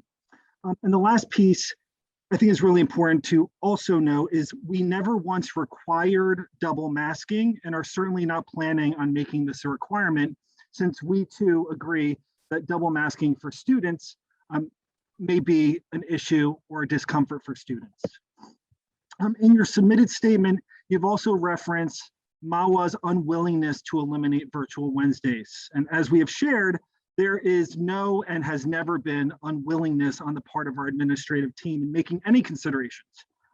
We're open. We recognize that we are not experts in this right now, but we are trying our best. We are charged with drafting a handbook simultaneously for a situation where there, quite frankly, is none. So, and in doing so, we are charged with maintaining safety for our kids and for our faculty. If my reputation or this team's reputation is rooted in making sure our students are safe on campus and our staff are safe on the job, I'm going to accept that reputation publicly here. But in your submitted statement, you also referenced the notion of trust. And I want to be clear with the public here because we have a lot of people present. We have a lot of staff members present, so hi staff. Our student safety and instructional program are this administrative team's priority. Doing what is best and right and true under such difficult circumstances is the priority of our principals, our assistant principals, our teachers, our school nurses, our school counselors, and our paraprofessionals. Phase 2 is a sound next step for all of us. And I believe that is through our open, transparent dialogue back and forth with our parents and our teachers, whose feedback we have garnered to make our decision, solidifies the reality that we take this work very seriously. And I think it is important to end by sharing. We are doing everything that is possible, every single day, even every single night, to maintain that trust that the community, both within our schools and out in the Malwa households, have placed in us. We do not and we never take that for granted. And I want to again thank our parents for their support we have received, and I want to thank particularly our teachers and staff members again. It's worthy of repeating over and over again, because if you're in those classrooms, whether they're remote or in person, you would see the type of work it takes to make this a reality and a strong reality. So I want to thank everyone for working alongside us every single step of the way. Thank you.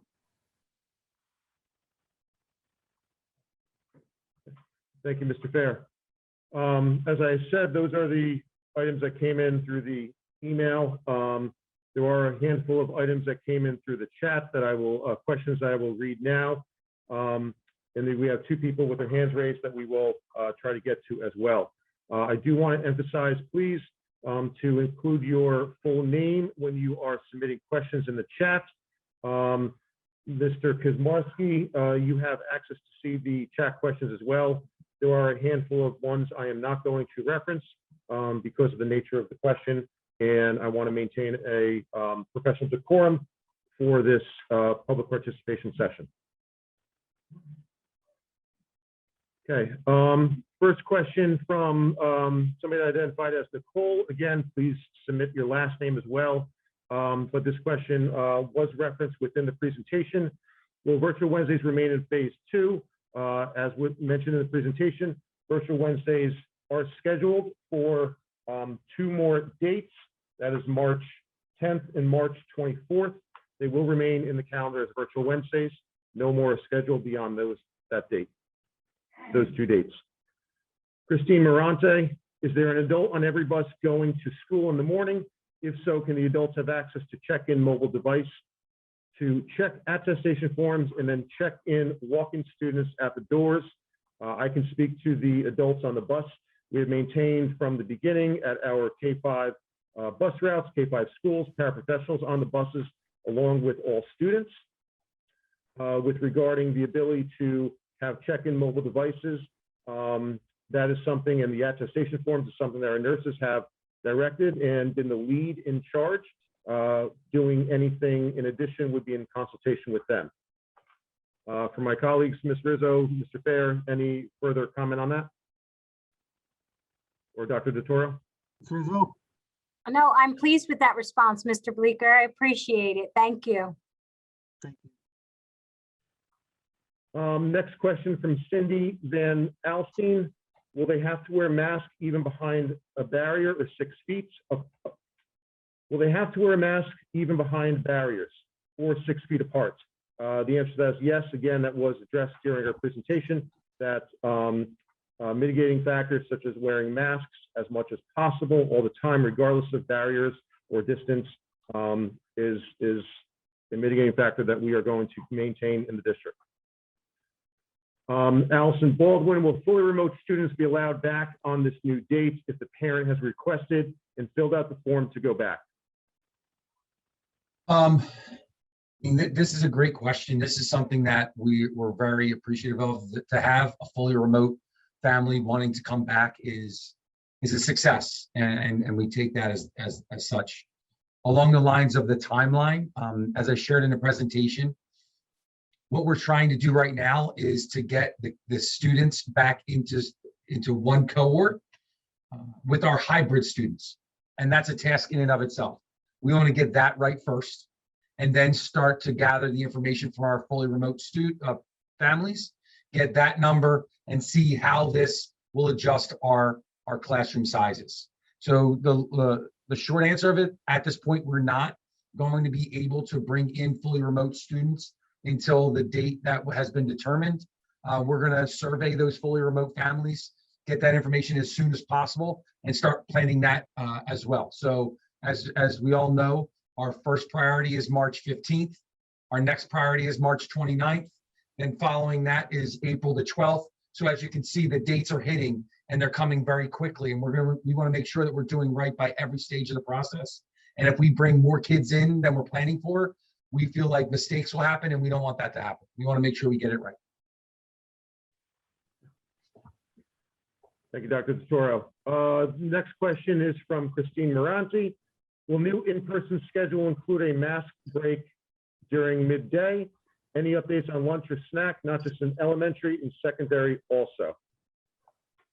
We're absolutely looking at how we can incorporate mask breaks using the outdoors. Again, the wonderful part is that the temperatures are rising and we will feel more comfortable with cohorts of children having opportunities to step outdoors.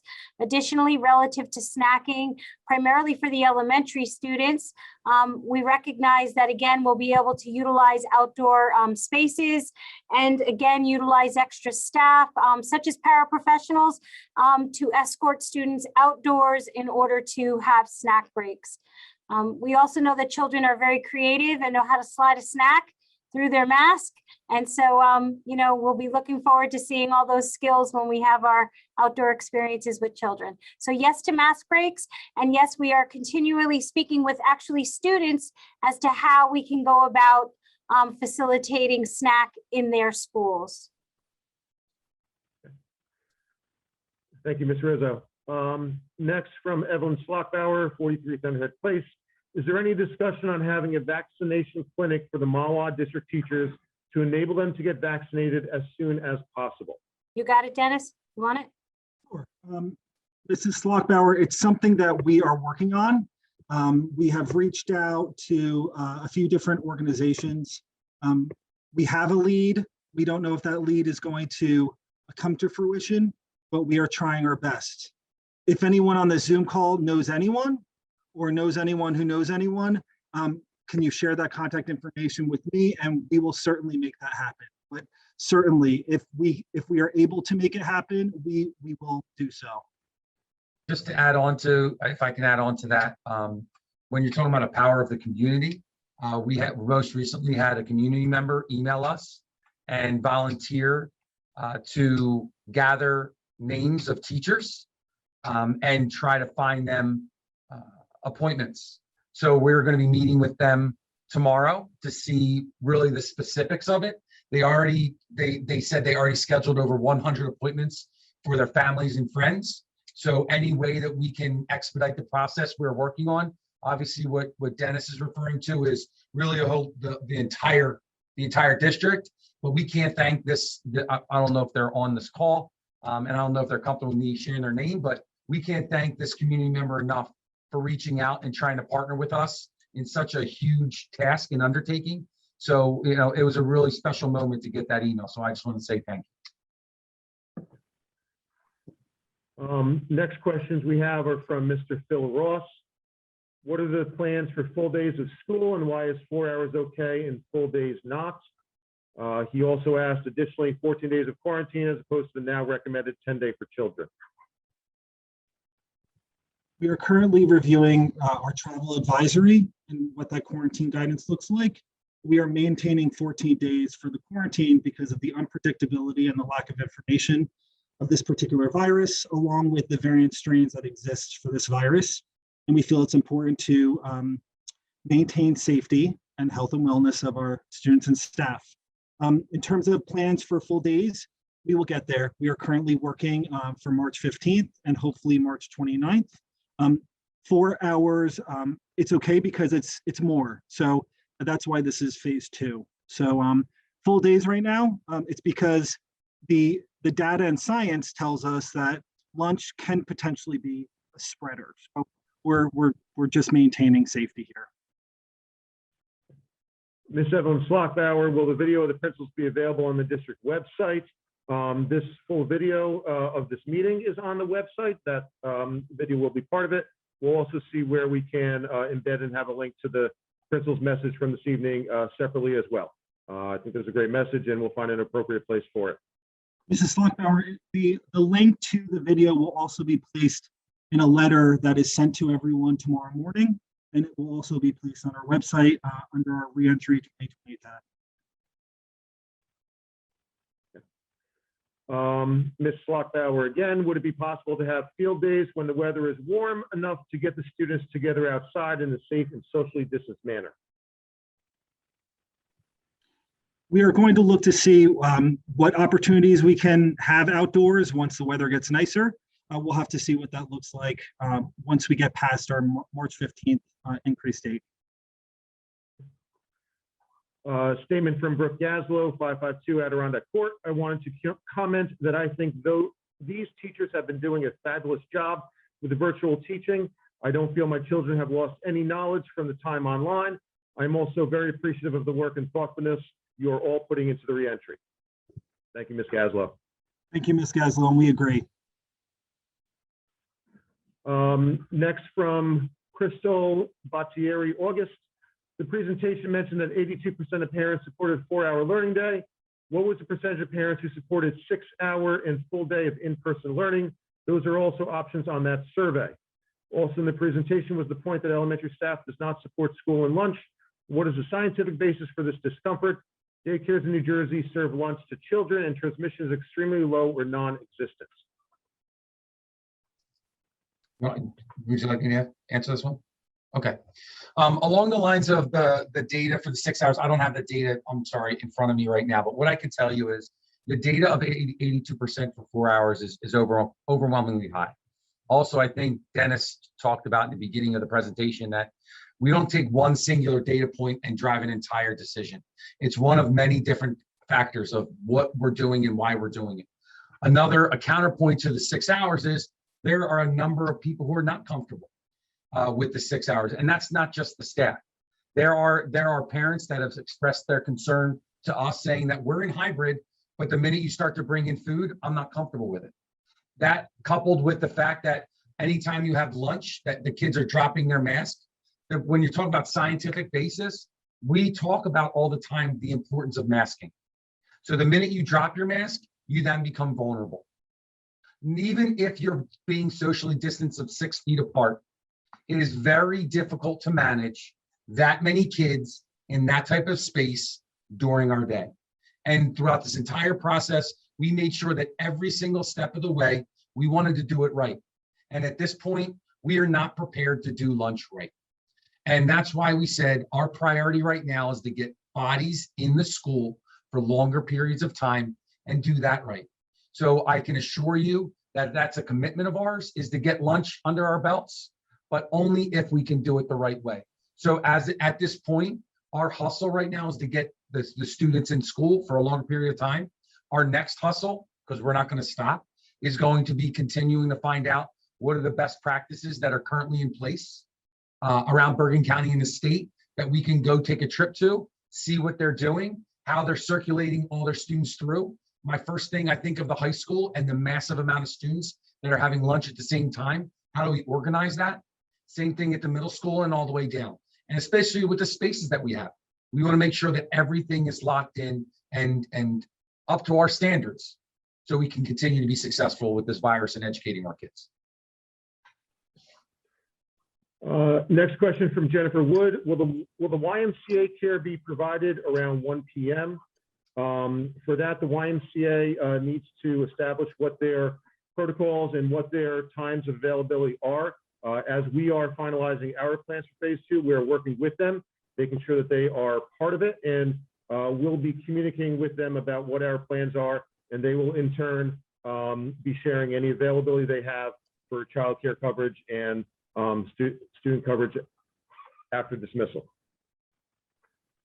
Victoria Ackerson, 234 West Rampo Ave. Are administrators, teachers, staff being tested every other week? If not, will testing be available for them? That is currently not happening. If a staff member is in need of looking for a test, we would certainly help them in gaining access to that. However, right now we've been able to make a ton of workplace accommodations for our people, for those who either present with COVID compatible symptoms, and we have had staff members who have obviously gone to the doctor for tests throughout the duration of the school year. Next is a comment from Ava Prunk, 5 Hurley Drive. Hello, Board of Education, administrators, and staff. Thank you all for all of the diligent and thoughtful work that occurs on a daily basis by all of you. It is noticed and appreciated. As an educator, I know the time and effort that goes into logistics and planning, as well as the lesson plans and live streaming being put forth by the teachers. Keep up the good work, and thank you for the forward progress that will occur this month. Thank you very much. Next, I believe our teachers needed to hear that. Thank you. Next, Miss Evelyn Slockbauer. In my son's senior year class of 2020, Malwa had a student who passed away due to a heart condition. My daughter was diagnosed after she graduated from MHS with an autoimmune disease, which she had symptoms of during her time at Malwa High School. Both my children graduated, but I appreciate the caution by the district with bringing the students back to in-person, because students who have underlying conditions which might not have been diagnosed could be negatively affected in exposure to the virus.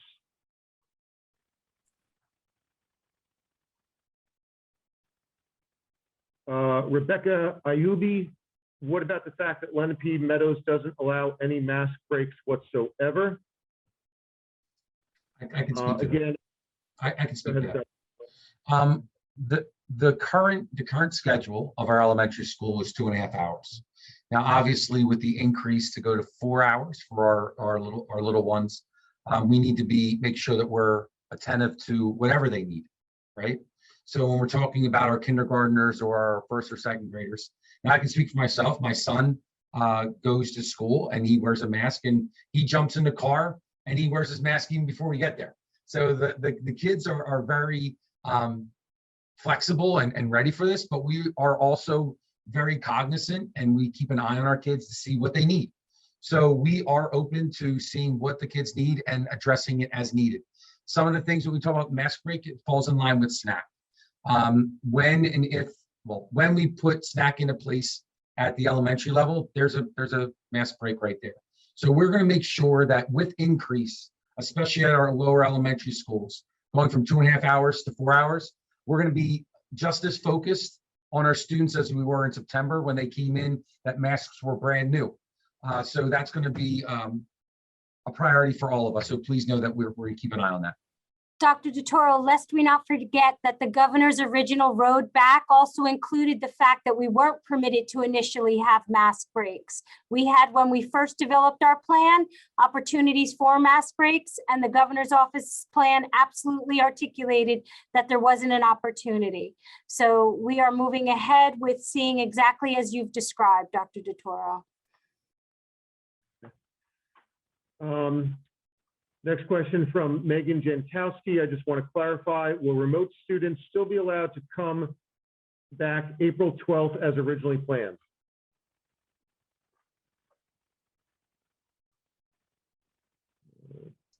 I'm sorry, Kyle, you broke up for me. Can you read that one more time? I'm sorry. Sure, this is from Megan Jankowski. I just want to clarify, will remote students still be allowed to come April 12th as originally planned? Yeah. So we were talking about that with our planning committees too. And here's what I can tell you. That is our planned date. That is what we're shooting for. Depending on the volume of families that are interested in coming back at that time, I can't sit here and say that that's an absolute yes. Right now, we have completely shifted our program mid-year. And I think it's very important to allow this program to be put in place and to make sure that it's successful. We are hopeful for April the 12th, But if by chance we do have to bump that date, we will let you know. But the first thing we need to do is gather interest on exactly who wants to come back, then start to identify where they fit into the program and what adjustments might need to be made to the classrooms that are already set up. So I'm going to do my best to work with the team to make sure that we see that date. If not, we will make sure that we reach out sooner rather than later on any adjustment to that date. Victoria Ackerson, 234 West Rampo Ave. What will the protocol be in phase 2 if a staff member tests positive? Ms. Ackerson, we would follow the same protocol that we've been currently using during phase 1. At our last board meeting, we shared some COVID data related to school closures. I think we've gotten better at contact tracing over the course of this school year. So we will still have a potential for a 48-hour investigative window. But if we're able to conduct the contact tracing in a more expeditious way, we will certainly be able to truncate that time. So we've had a bunch of student or staff COVID cases where we were able to have no closure at all. So we will continue following the same contact tracing procedure. Next question from Rebecca Pearlstein. As discussed at last meeting, has there been further discussion about the first day of school for the 21-22 school year and its movement off the Rosh Hashanah holiday? Thank you. Ms. Pearlstein, it was discussed earlier during Dr. Fitz's interim superintendent's report that we are looking at making a possible adjustment. The calendar is currently being vetted by some of the stakeholders within the district. And once we have made a final determination, it will be presented at the board for resolution and action. We do hope that that does take place for our next Board of Ed meeting. Dr. Fitz, anything to add to that? No. Okay, thank you. Next comment from Allison Bowden, MEA member. Thank you to all central office staff for your tireless efforts during these unprecedented times and for your transparency. I applaud the administration, teachers, CST members, and the paraprofessionals school year. Malwa is a special district with an incredible staff who are devoting their lives to this job, especially this year.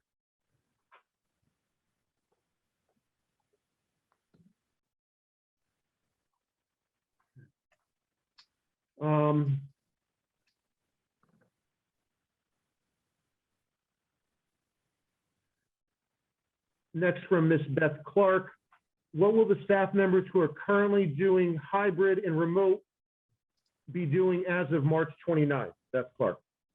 That's a good question, Ms. Clark. That's something that administration will be working with those teachers because many people don't know we have some teachers throughout the district who are not only teaching in school at the elementary level for our kids half day in the hybrid setting, they also are teaching in the remote setting.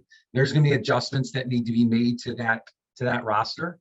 There might be adjustments that need to be made to other rosters. When you change a schedule mid-year, adjustments need to be made. So what's going to be happening, Ms. Clark, is your administration will be sitting with you very soon. Again, the change is not happening until March 29th. That's another aspect of the change that we need to make sure that we do right.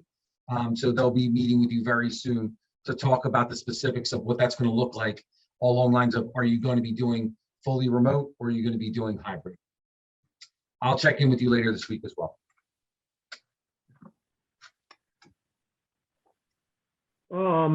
Statement from Joan Ingerman. My son's been remote all year, and I want to reiterate his remote teachers have been amazing, and I do not feel he has had nothing more than a wonderful education under unprecedented times. I also would like to comment on the remote gym classes. My son still looks forward to these classes. I'm so impressed on the classes these gym teachers have put forth week over week. Ms. Ann Powley, if needed, I will happily help set appointments for staff and teachers too. Keep us posted. I believe that was in reference to Mr. Fair and his comments about possibly setting up vaccination times at clinics. Thank you. Thank you, Ms. Powley.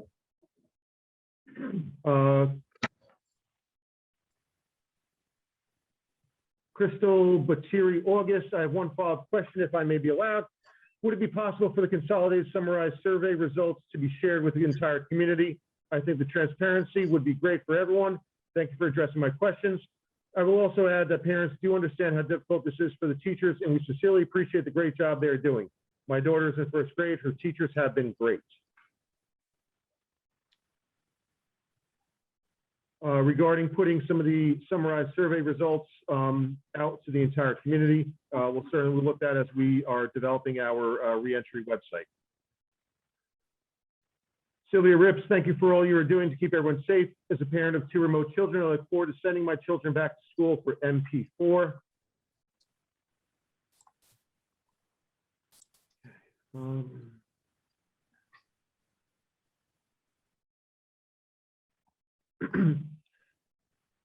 So in August, my daughter mentioned she has been very cold because the windows are open in the classroom and needs to wear her winter jacket.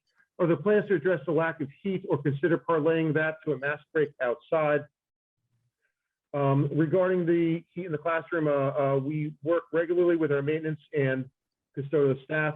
The heat in all of our classrooms works fine. We have adequate heating everywhere that is needed.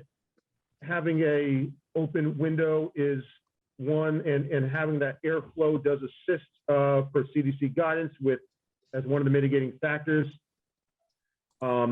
Regarding a consideration to parlay that to a mask break outside, that would be, I'm sure, looked at as we develop those phase 2 plans.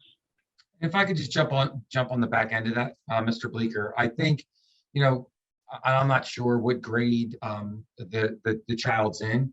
I ask you to see if the child can even just share that with the teacher, saying, I'm cold. The teachers naturally are opening the windows just for circulation. But if a teacher knows that a child is cold in the class, their intention is not to freeze the children out. I know that adjustments will be made, or just even adjustment in the seat away from the window. There's a lot of different factors that we could do to accommodate that. We don't want the kids to feel like they're being frozen out. But on the flip side, we want to make sure that the windows are open for that circulation as well. Next, I have a statement from Mr. Andy Bietel, president of the Malwa Education Association. Good evening. First, I would like to thank the administration for their words of support for the staff and for their willingness to seek out our thoughts and suggestions throughout the planning of phase 2. It is important to note that while we all want to return to normalcy, we are still in the midst of this pandemic, and there is a real risk associated with making drastic changes while the case count remains high and new variants pose a threat. That said, we agree with several aspects of phase 2, specifically the goal of gradually increasing the numbers of students in the buildings, along with the continued use of effective mitigating measures such as continuous mask wearing, physical distancing, ongoing cleaning, and contact tracing. We do have some concerns, but we remain committed to working with the administration to ensure that we are creating the safest and most educationally sound environment possible for staff and for students.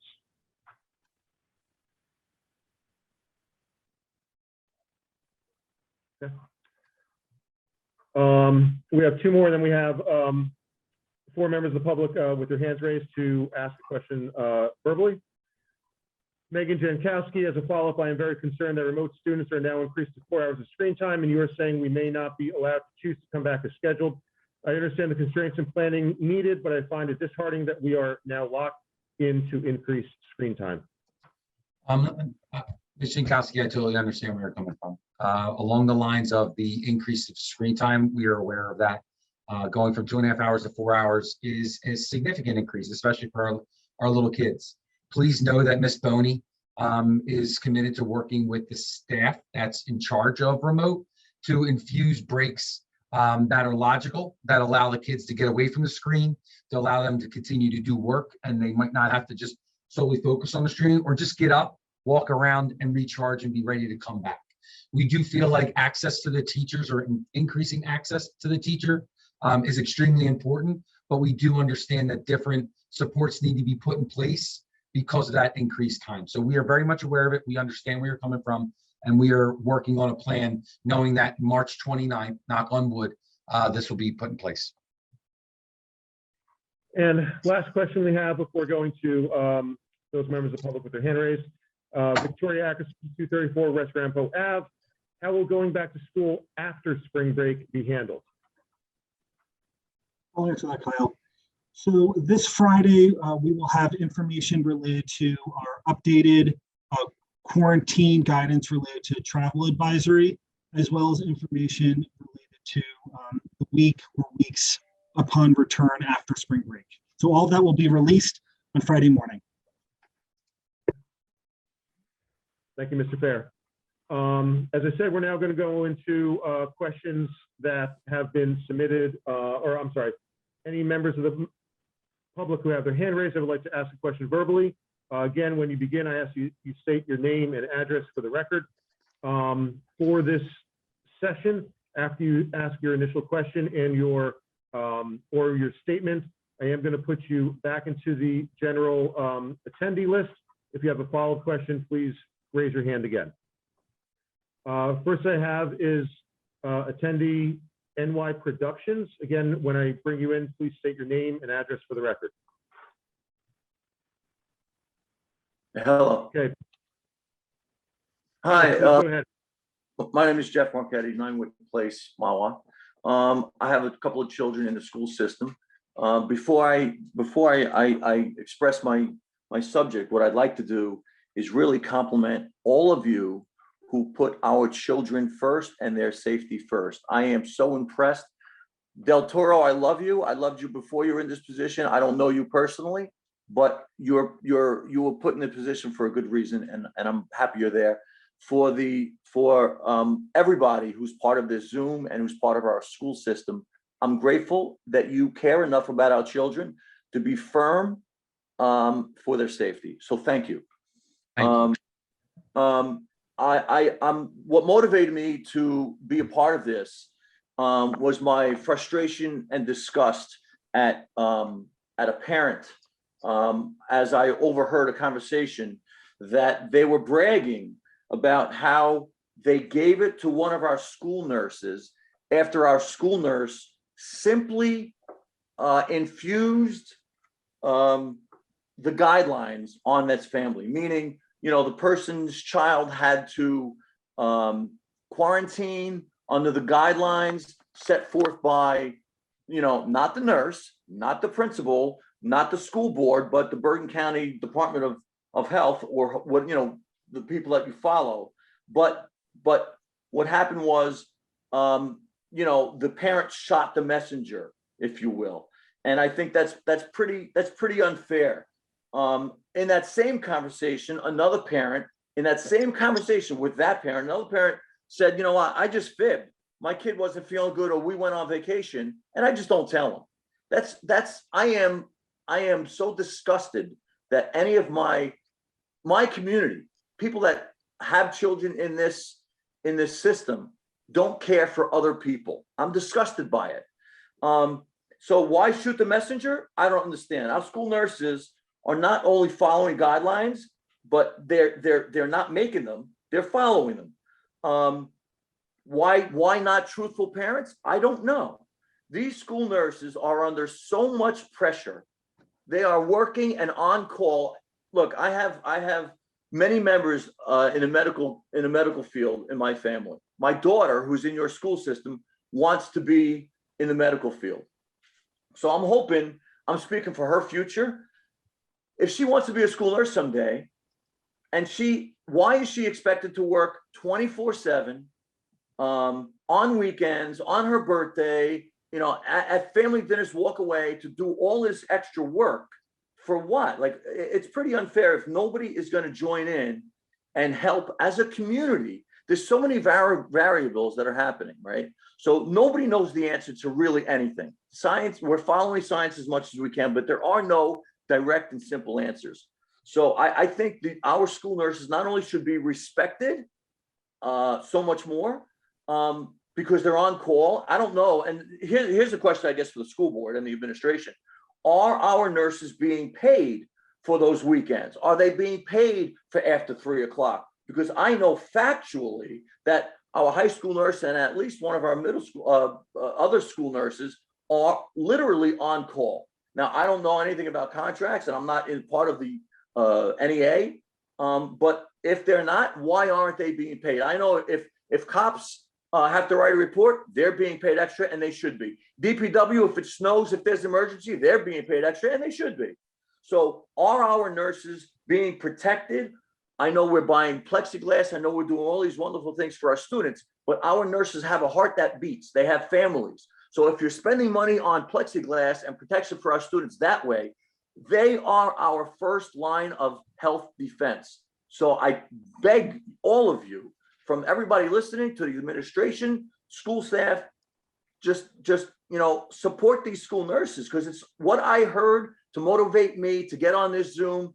I'm appalled by. I would like to hear anything you guys have to say. Thanks so much for listening. Mr. Marchetti, thank you very much for your commentary regarding school nurses. We agree with you 100%, and we recognize the hard work that our nurses put in, day out. And yes, they are literally working 24/7 right now. They are steadfast in their conviction that they do all that they can to keep our students healthy relative to COVID, while maintaining their obligations to other day-to-day wellness issues that some of our students face. And we agree with you. They are working as hard as they can. And we too are sadly disheartened by parents who elect to not be truthful to us when in fact their children may not be well, or in fact they have traveled and have not admitted the case as well.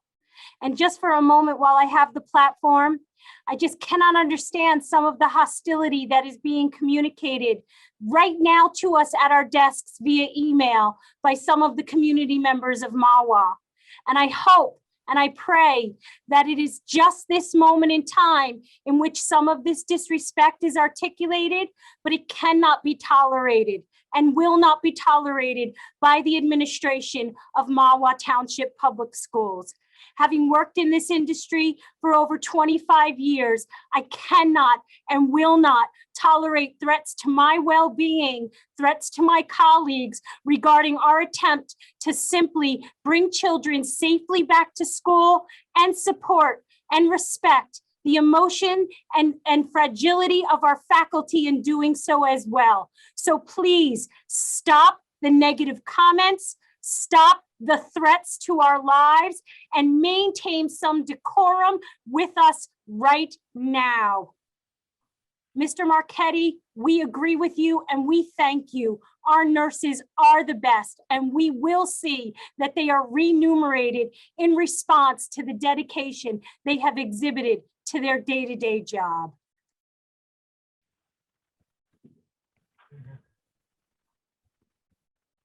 Thank you, Mr. Marchetti, and thank you, Ms. Rizzo. Next person to come in with their hand raised is Magda Fullman. Ms. Fullman, you are brought in. Please unmute yourself and you can ask your question or make your statement. Good evening, everyone. I can't follow the last comment, but what I would like to do is thank everyone for their hard work in the last few weeks. I'm hearing that there's been a tremendous effort to get more in-person school learning for our children. And as an administrator in healthcare world, I really commend that all that has been done so far, because I understand the behind the scenes. I get the hard work that has been put in. I would just like to make a comment about in-person school opportunity for our kids to have a snack. I believe that the kids need more interaction, and I would like to make a point that, as the spring weather is coming, they should be able to eat their snack, even eat their lunch outside. If there's something that we need for our children, I'm sure the group of parents that are supporting the more in-person learning would be more than willing to provide the necessary monetary income that you would need to purchase maybe picnic tables or something like that. I would fully be supportive of that. My niece out in Long Island has been in school full time, which includes lunch, and they have not been closed this entire time through transmissions through this virus. So I just want to make sure that our children are back in school full time in the future and coming soon. I also want to comment on the virtual Wednesdays. As we move to a 4-hour instruction time, I want to ask, won't that allow the teachers to spend the rest of the day to do the work that they would do on those Wednesdays? And if so, would that continued utility of the virtual Wednesdays will still be necessary? If they're given the opportunity to do that staff development in the afternoons, each day that they're not in a classroom, would that allow the students to then go back to 5 days a week? And the other question I have, which is really something that I've been really thinking about, is the testing and the academic performance of our kids. How will the district know how our kids are doing and when we're not testing? I know the push from Phil Murphy is not to test in New Jersey. And I really feel like we are not really understanding how our children are performing in this venue of academic learning, if we're not scientifically looking at how our kids are doing in this venue. Is really virtual learning being something that is working for our children? My son, going into first grade, couldn't read, graduated out of kindergarten. And I put so much effort this year alone into getting this first grader to being able to learn. I spent hours after working full time, and like I said, I'm a healthcare worker. My husband is a healthcare worker. I know you guys heard me before. We are at our wits about getting our kids to really learn, and I have spent thousands of dollars on tutoring every single week for months to get my son to study. And I appreciate what the teachers are doing, but it's not enough. And I guess I understand when you guys are coming from, and I understand the abundance of caution. And I really commend for increasing the learning time in school. I really, really am excited for this. But I really do want to point out that if my kid didn't get the support that I could provide for him, I don't think he would be reading at this point. So I just want to ask the question, where are we with testing our children to see how our performance is doing? Scientifically, I'm looking at reputable studies to make decisions on how to treat patients, including patients with COVID.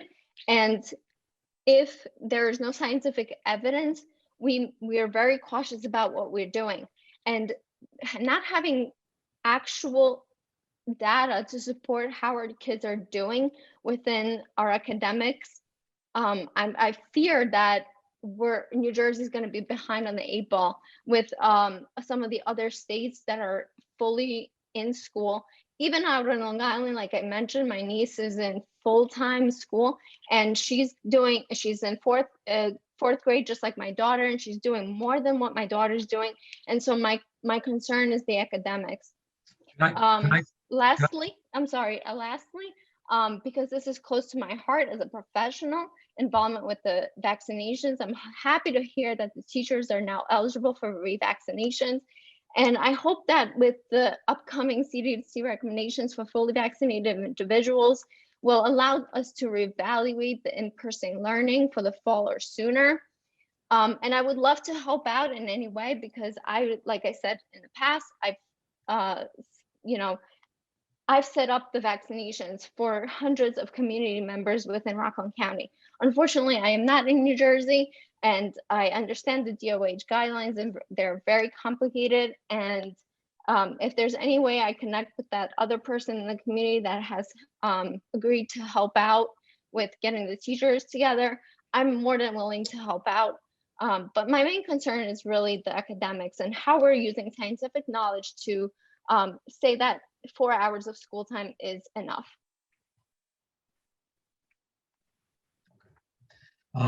Let me address the data piece.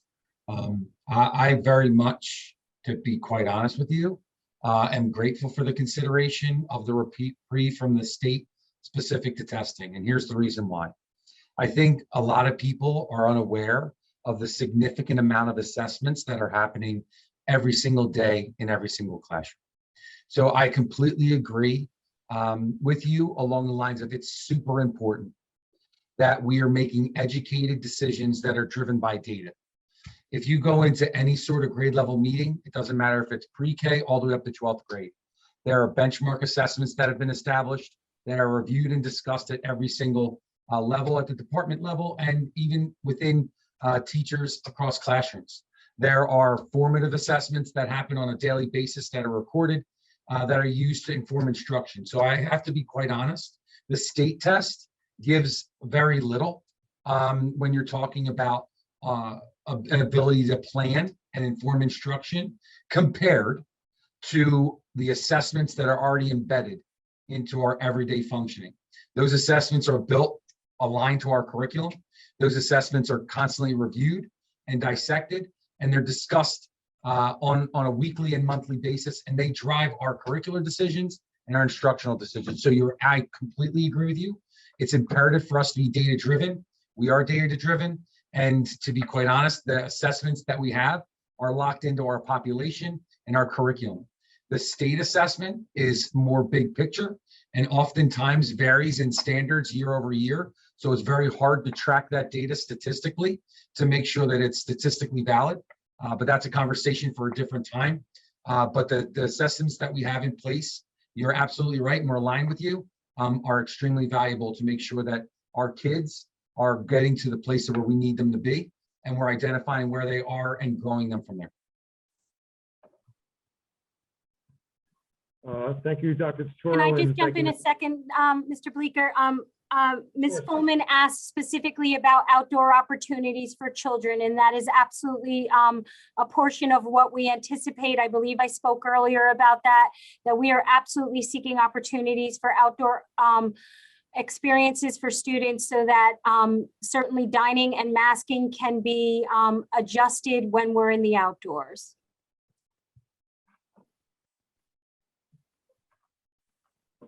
The next attendee who has their hand raised to speak is Ms. Michelle Salzman. Ms. Salzman, please unmute yourself and please make your statement or question. Hi, this is Michelle Salzman. The address is 10 Stonewall Court. I have a question and a comment. I'll keep it brief. The first question is a quick one. Is the dismissal time for the new schedule for the K-5 been released yet? Because I pick up from 3 different schools, and I'm just wondering, for those of us who do drive, how it will work in terms of time. Ms. Salzman, along the lines of dismissal time, that's in the works of working with the transportation and seeing where they need us to flex.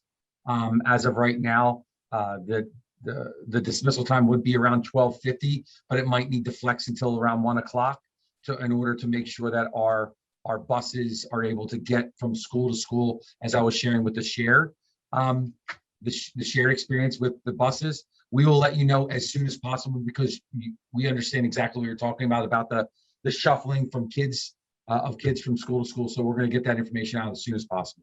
Okay, thank you. And in regards to food, you guys were talking about a potential snack for the K-5. Is that being discussed at all for the 6 through 12, as well as outdoor time and all those things that you were talking about for the elementary level? Will those things be applied for the secondary as well? I mean, there's not that much of a difference between a 5th grader and a 6th or 7th, and these kids are in there for 4.5 hours. The kids at the high school who have 0 period are there from 6:55 in the morning without anything to eat. Has any of that been discussed in terms of extending the snack to them as well? Ms. Salzman, yes, that has been discussed. It's certainly been an emphasis of us K-5 because their survey yielded the biggest emphasis and desire for that. I'm not answering that flippantly, but yes, we are looking at that on the secondary level as well. And we recognize that those students have a better degree of independence in which opportunities to step out will occur. Okay. Next individual is Allison Theodoro. Ms. Theodoro, please go ahead with your statement or question. Hi, my name is Allison Theodoro, 1 Arenal Place in Mahwah. First, let me say that I'd like to thank the Board of Ed and administration for giving everyone who wanted to a chance to speak tonight. I know it's getting late, and I'll try and be very brief. I also want to thank everyone for coming to the table this quickly with a plan that I didn't think we'd be at this point by after we spoke at the last Board of Ed meeting. I know Dr. Toro mentioned April, and a lot of us kind of went, ugh. So I do appreciate that. And it definitely makes me feel good as a parent that what we're asking for is being heard. Next point kind of comes to my question. I'm so happy to see all of these steps forward. I've been hearing some rumblings that April is being talked about as potentially going to a 2-week remote period after we return back from April break. Looking that we're potentially pushing our CDC guidance for travel to go in line with the CDC suggests of 7 days with a negative test or 10 days. I'm kind of wondering how this would line up with those CDC guidelines. I feel like it's taking a step backwards at this point after we've made so much progress. And I'm wondering what the final decision would be on that. Hi, Mrs. Theodoro. As I shared, I think with another parent, and Dr. Tor, you can add on, I think you muted yourself as well. We are releasing information related to what the return from spring break will look like, along with that travel guidance. That will be travel advisory guidance. That will all be in the same email that's released on Friday. And just to piggyback off of that, please don't think that that's just, we're holding information until later. We have recommendations that we have crafted that we want to run through with our medical professionals that we constantly lean on. So we just have a meeting with them on Friday, and upon review and approval, then we'll be able to release that to the community.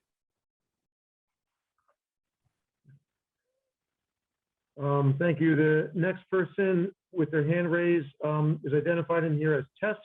If you would please, when I allow you to speak, say your name and address for the record. Of course. Okay. Mr. Arone. Shut that off. There's a reason that we didn't read your other comments. We're going to let you speak, but you need to remain productive, respectful in your comments. It's the only thing we ask. As soon as your comments lose either of those criteria, you're going to be muted.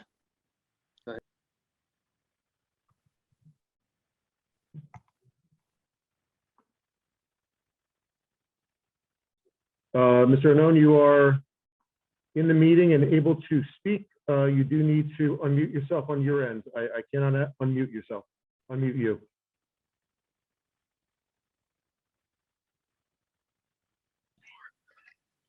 I just want to know when you're going to get back to school. Please. Texas is opening up. Mississippi's opening up. Florida's opening up. South Dakota's opening up. Okay. Thank you so much. Thank you very much for those comments.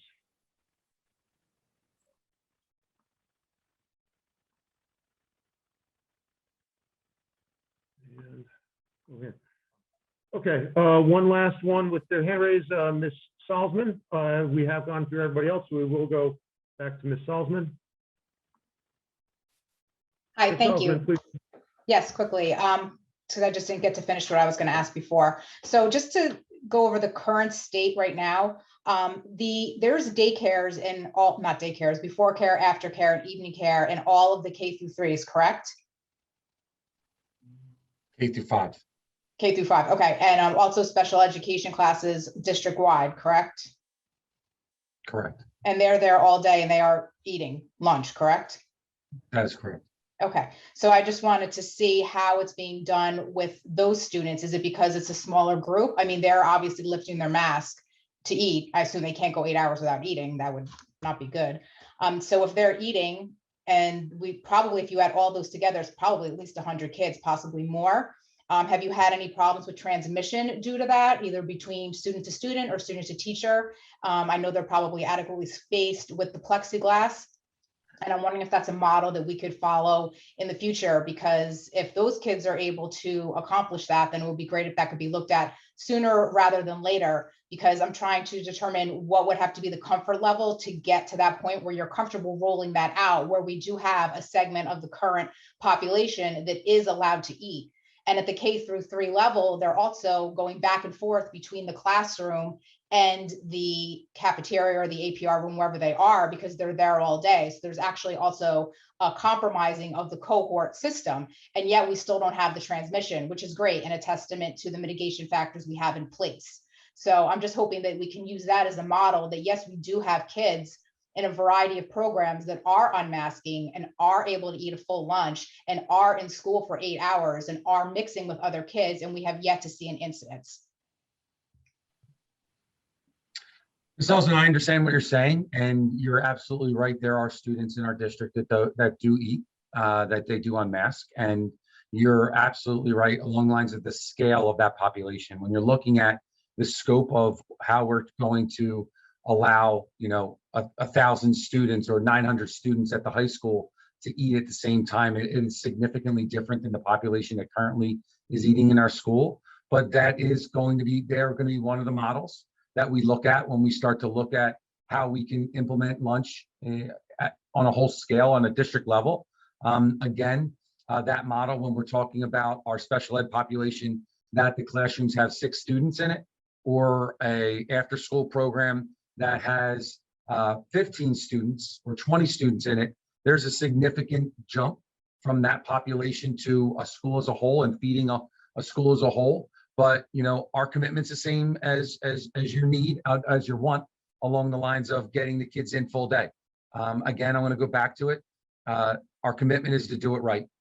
So now that we've gone through the phase 2 planning and preparation, we continue to. The minute that this is successful, we are going to have eyes on our next step. And our eyes on our next step is the students are in and have lunch. And that's a commitment that we have to our district. And that's a commitment that we shared with the teachers and we shared with the public. So our commitment first was to get the kids in. And we're going to achieve that on March 15th and March 29th. And then following that, our commitment is to get the kids in full day. And I'm not going to sit here and say that that's going to happen within months after the next stage. I'm telling you now that the commitment is on phase 2, and then the research and preparation for the next stage will happen immediately.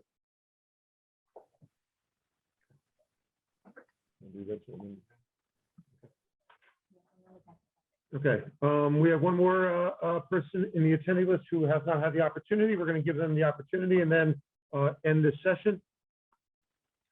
Okay, somebody identified on the attendee list as Vincent. If you'd please give your full name and address and ask your question or make a statement.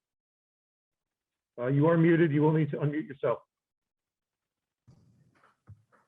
Hello, Vincent Milo, Heath Court, Malwa. My question is regarding the virtual days. I think we could all agree that virtual is a distant second to in-person learning. Regardless of how we're utilizing it right now, we know that in-person learning is far, proficient to the virtual.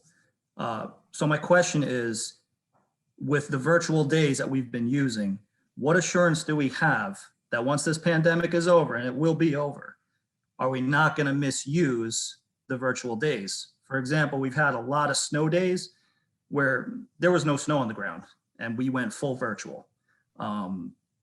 Insert your emergency or your abundance of caution here. We're taking off tomorrow because of this, because of that. What assurance do we have that we're going to go forward when this pandemic's over with in-person learning and not abuse the virtual learning? I'll answer that. Let me start from the beginning along the lines of calling a snow day. The time and effort that goes into calling a snow day, I can't even begin to explain. Nobody here is a weather forecaster. And our job is to make sure that our 3,000 students and our 500 employees get to school safely and go home safely. And that's a huge responsibility that, to be honest with you, when we went to college, they didn't teach us about. So when we work with the DPW and we work with the local superintendents and we work with the police department and we make sure that we are up throughout the night and up at 4 o'clock in the morning, checking weather forecasts to see, are things going to change? We take that very seriously. And when we make a call, I have to say, More times than not, we're right. I'm not going to sit here and tell you that we're 100% right. And neither are the weather forecasters.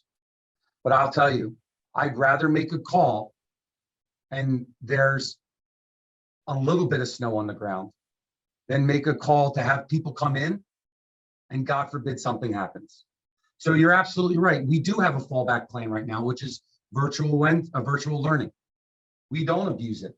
We haven't yet, and we won't in the future. So that's your assurance that I can promise you as a director of curriculum that that's not going to be the case. We've also promised snow days, and we've kept to that because we felt like that was important. So even after this pandemic, our commitment is to get the kids learning, get the kids in school, and that will continue. So along the lines of our miss, if we have had one, I just want you to know that that wasn't done irresponsibly. We have made every effort to make the right call every single time. Thank you, Dr. DeToro. Mr. Ms. Marcy, with that, no other attendees with their hand raised, nor comments to read at this time. All right, I thank all the members of the public for all of their questions and comments. But I would appreciate a motion to close the meeting to the public. Mr. Gallo, seconded by Ms. Conoco. Need a roll call on that?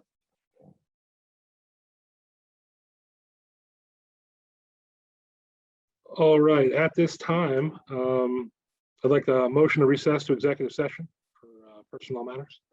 Mr. Gallo, seconded by Dr. Morthy. For members of the public attending, we will be going into executive closed session to discuss matters. We will not be making any, it's late now.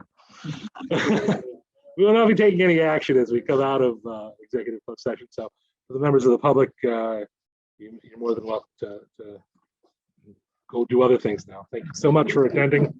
We'll be here a little while longer. Have a good night. Can I get a motion, please? Can I get a motion? Mr. Gallo and Mr. Coughlin. Thank you.